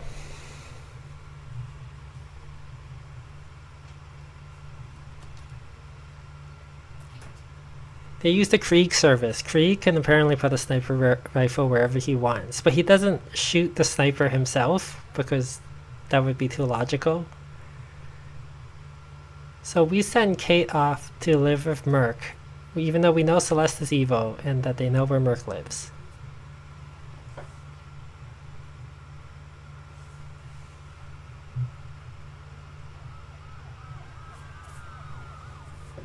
Yeah, the cleaners, the design, the architects.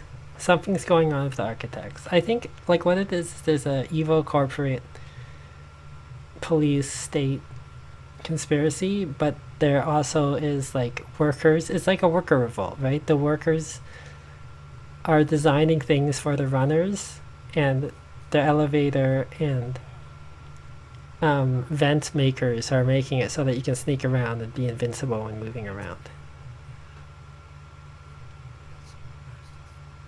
Why would you not abandon the ship? Like knowing that they know where you live.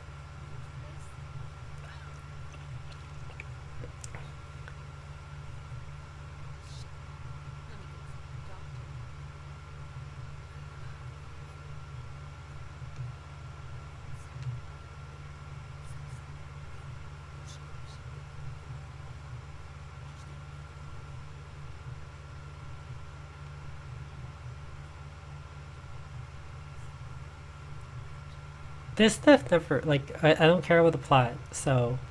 And like, the plot is goofy. I've never felt upset about this. I only feel upset that I don't have Merc in my ear anymore because I like having someone to keep me company. But we get Miller, so it's okay.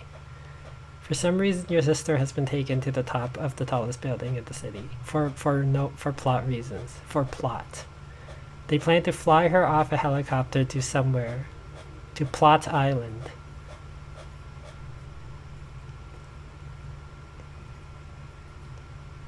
So I do see. It's so beautiful. The city really is beautiful.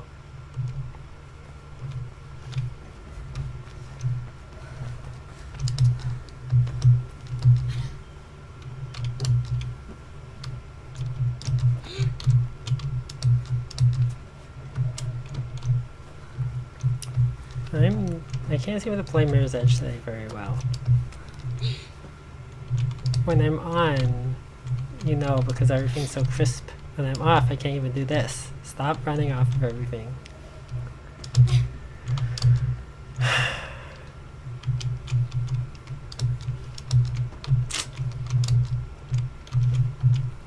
Jump off that wall.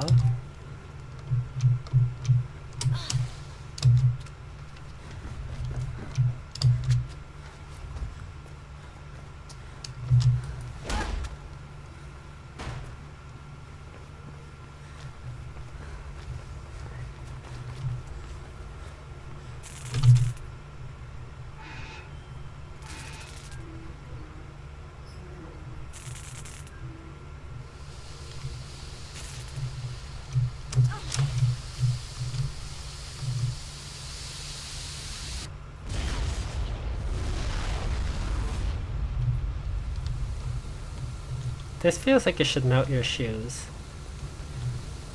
Let's hope this next room goes well. Lately it's been going well, and I don't know if that's luck or that my new strategy is working fine.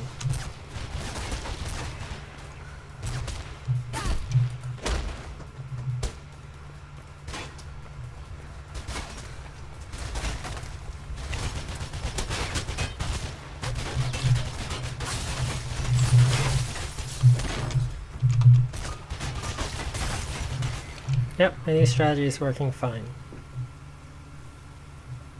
I use the van for cover a lot more. Okay, so I think it's just Trish and you watching Cam, but if you want, you can complain about this next part. Cam. Sorry, Chef said who I was talking to.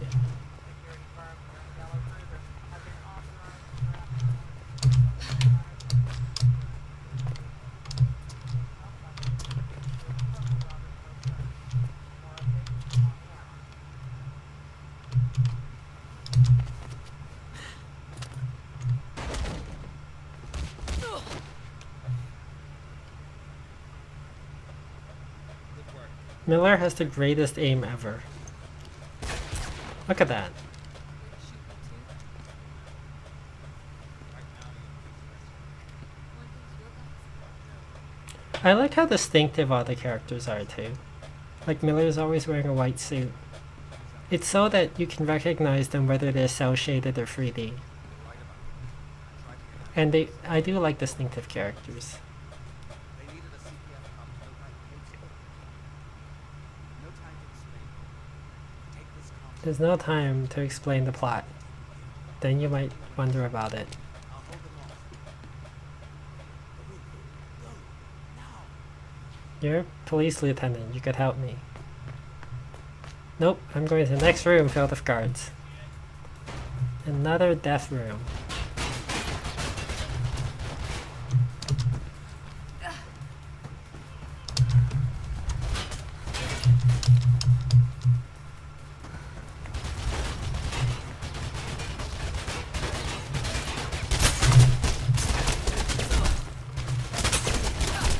I think as long as I do it quickly, the timing is such that they're not reloading right before I hit the elevator. Like there's more breaks in their fire.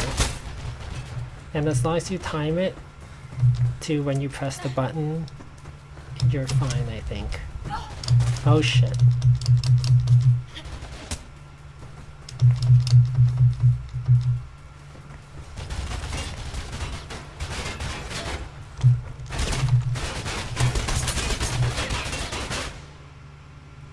I always love that. Like I part of what immerses me is moments like that where you close the door and they just keep firing, and you notice I always back away at the door like I would in real life, where it's like, oh crap.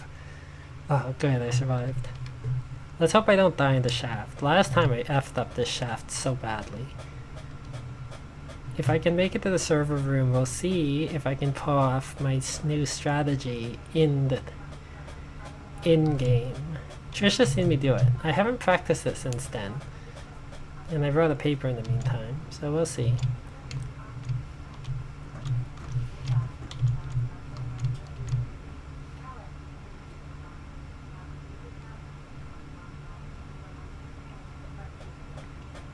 I'll probably do Lightning Returns tomorrow, unless you wanted to do Dead Rising Free. Kim, if you want to do Dead Rising Free, then what I'll do is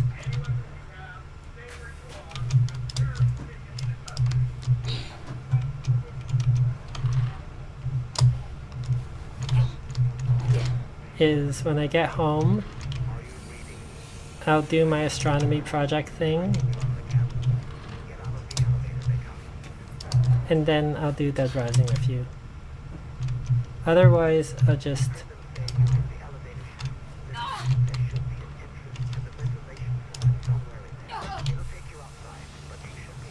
I'll just do Lightning Returns.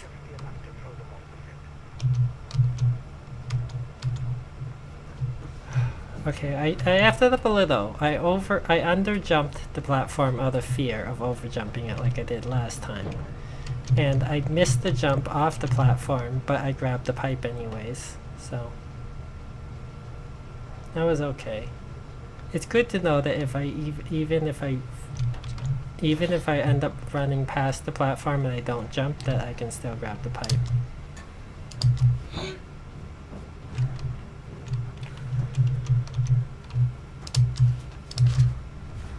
What? Ugh.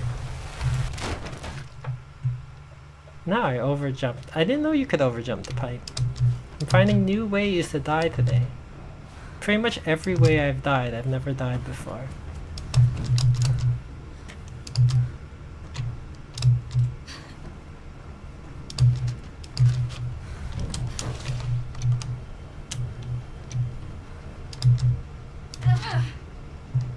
It was so bad because I was doing this level perfectly up until now. And now I'm not gonna have done this level perfectly. I still count it as a win usually if I can do like the last 4 levels without dying. But, and I almost did it. Although I don't know if I'll be able to do the server room without dying. But I hate finding new ways to die because it just makes me so paranoid now that I know that I can die like that. I'm like, oh no, now I'm gonna be under jumping that because I'm afraid of over jumping it. So after this, I'm gonna be watching, hopefully, Imagine Me and You with Trish, lesbian romance movie. I guess Valentine's Day thing in lieu of having like an actual girlfriend to watch with. I will watch it with my best friend.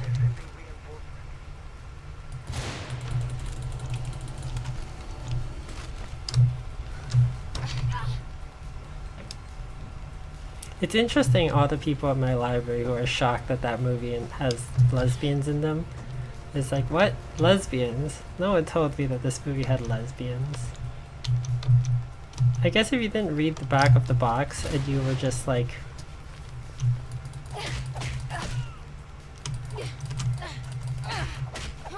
the stairs messes me up.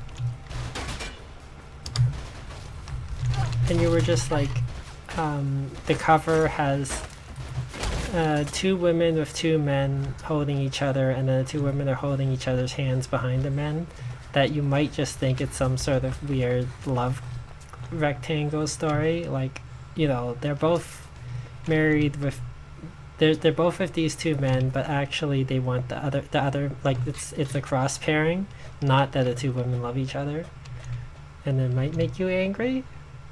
But the whole like, oh, she broke her wedding vow, she's so evil. Like, look, if you don't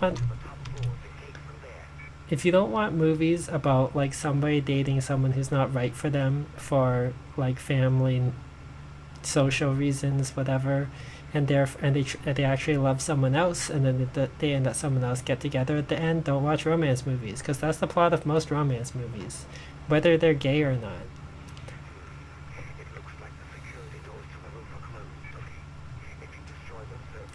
Alright, here we go. Trish, wish me luck.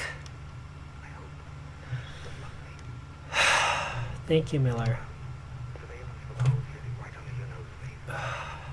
Alright, let me try to remember what I'm supposed to... I'm trying to accomplish.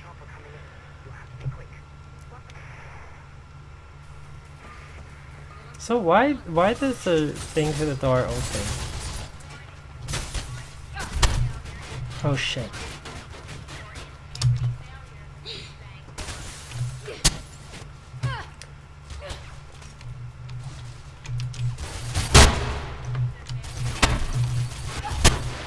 Shit! Ugh. I messed it up.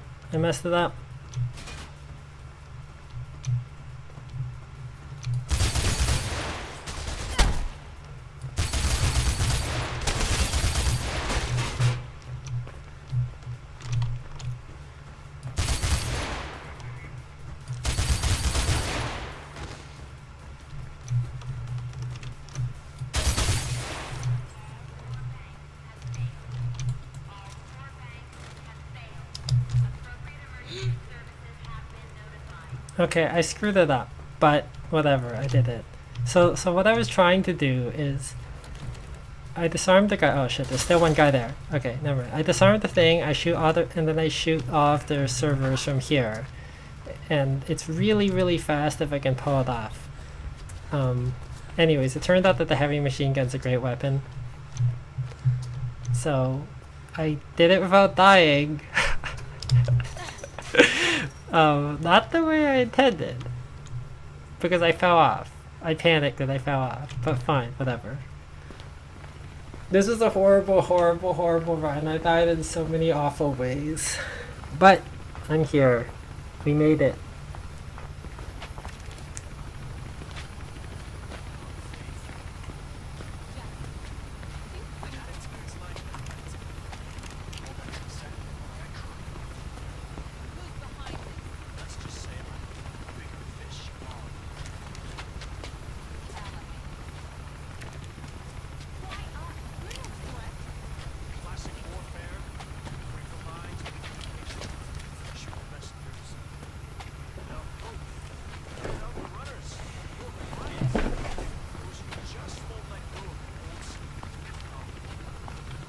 So yeah, the whole plan was After I disarm him, I almost did it. And the great thing is that while you're disarming him, you're invincible. So you actually saw that I healed while I was disarming him because all of their bullets weren't hurting me. And then I destroy one bank and I have to destroy the other bank, which I tend to mess up on a little. And you saw me mess up on that a little. And then when they started shooting at me, I panicked and I fell off. Normally after destroying the two, I have to back off, and then I back up enough and I can destroy the third one without them getting a beat on me. And then the fourth one is automatically destroyed off the bat. And then, yeah, so it would have been very, very, very fast, except that I panicked and I fell off. But then I killed everyone with the heavy machine gun, so it's okay.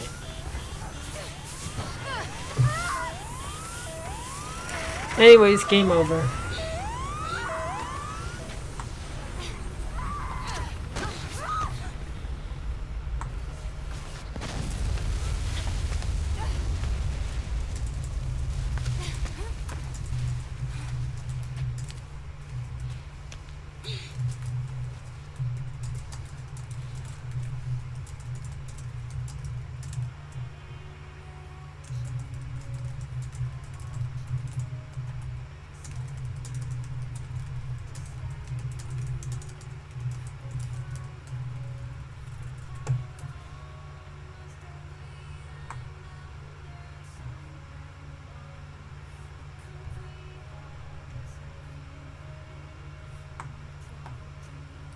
Nine deaths. I mean, I kept it within 10.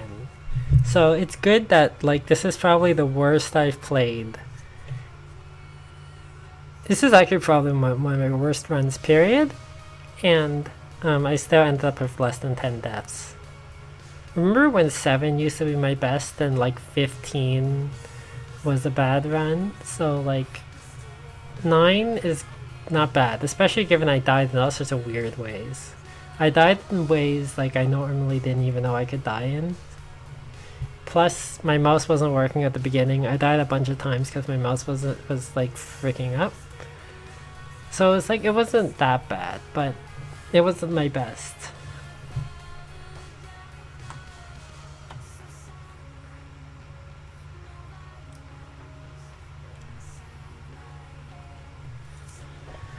Yeah, thanks. I'll probably be on stream. Like, okay, if the people who really like Lightning Returns are on tomorrow and they want me to play Lightning Returns, then I'll do it, because I know I haven't done it for a little while because I was doing school.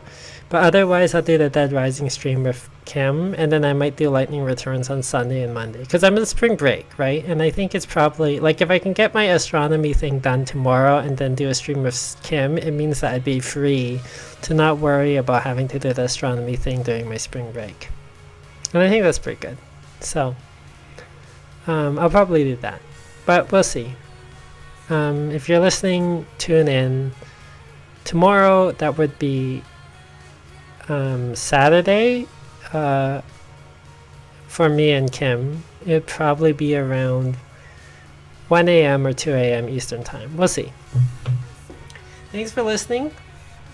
This microphone seems to work well. People can hear me clearly, I think.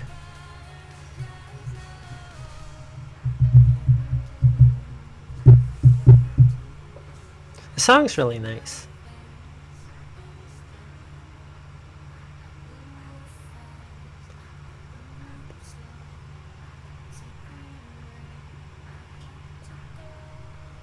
Yeah, I'm very happy with the microphone. It's good. It's good to have a microphone. It looks so cool too.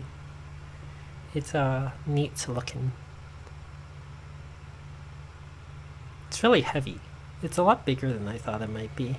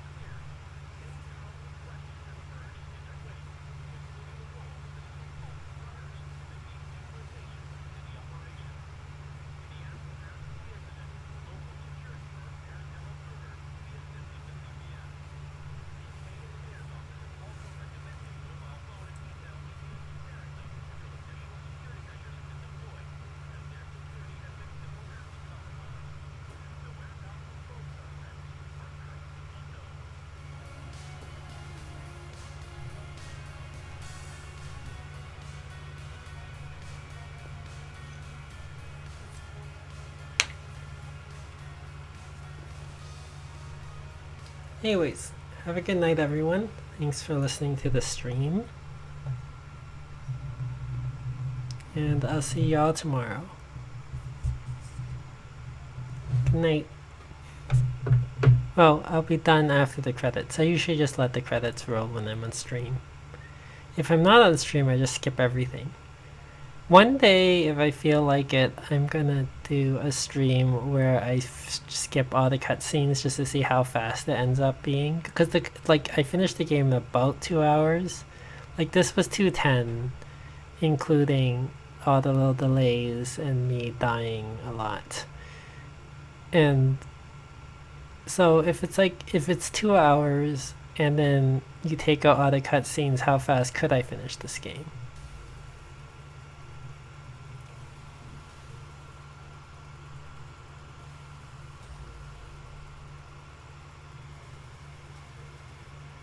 Neo? No, I've never heard of Neo at all. What is Neo? Nioh?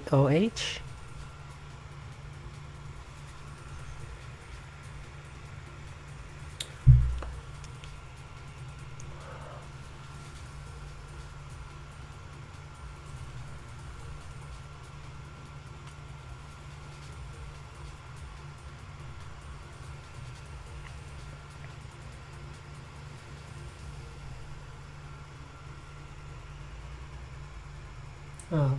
Team Ninja made a Dark Souls game? Does it have a lot of boobs? Is it like booby Dark Souls?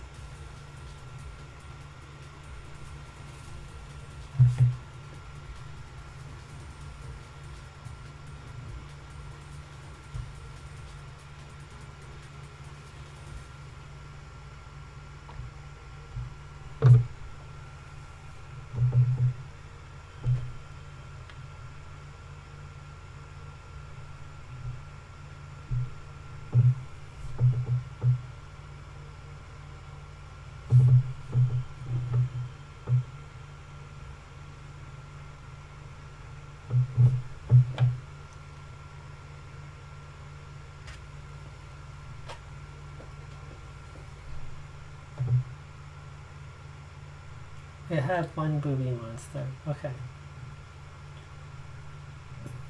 It's really weird. Oh, so the samurai is like a white guy? That's weird. He's trying to get that Great Wall type money. Great Wall sounds kind of awkward too.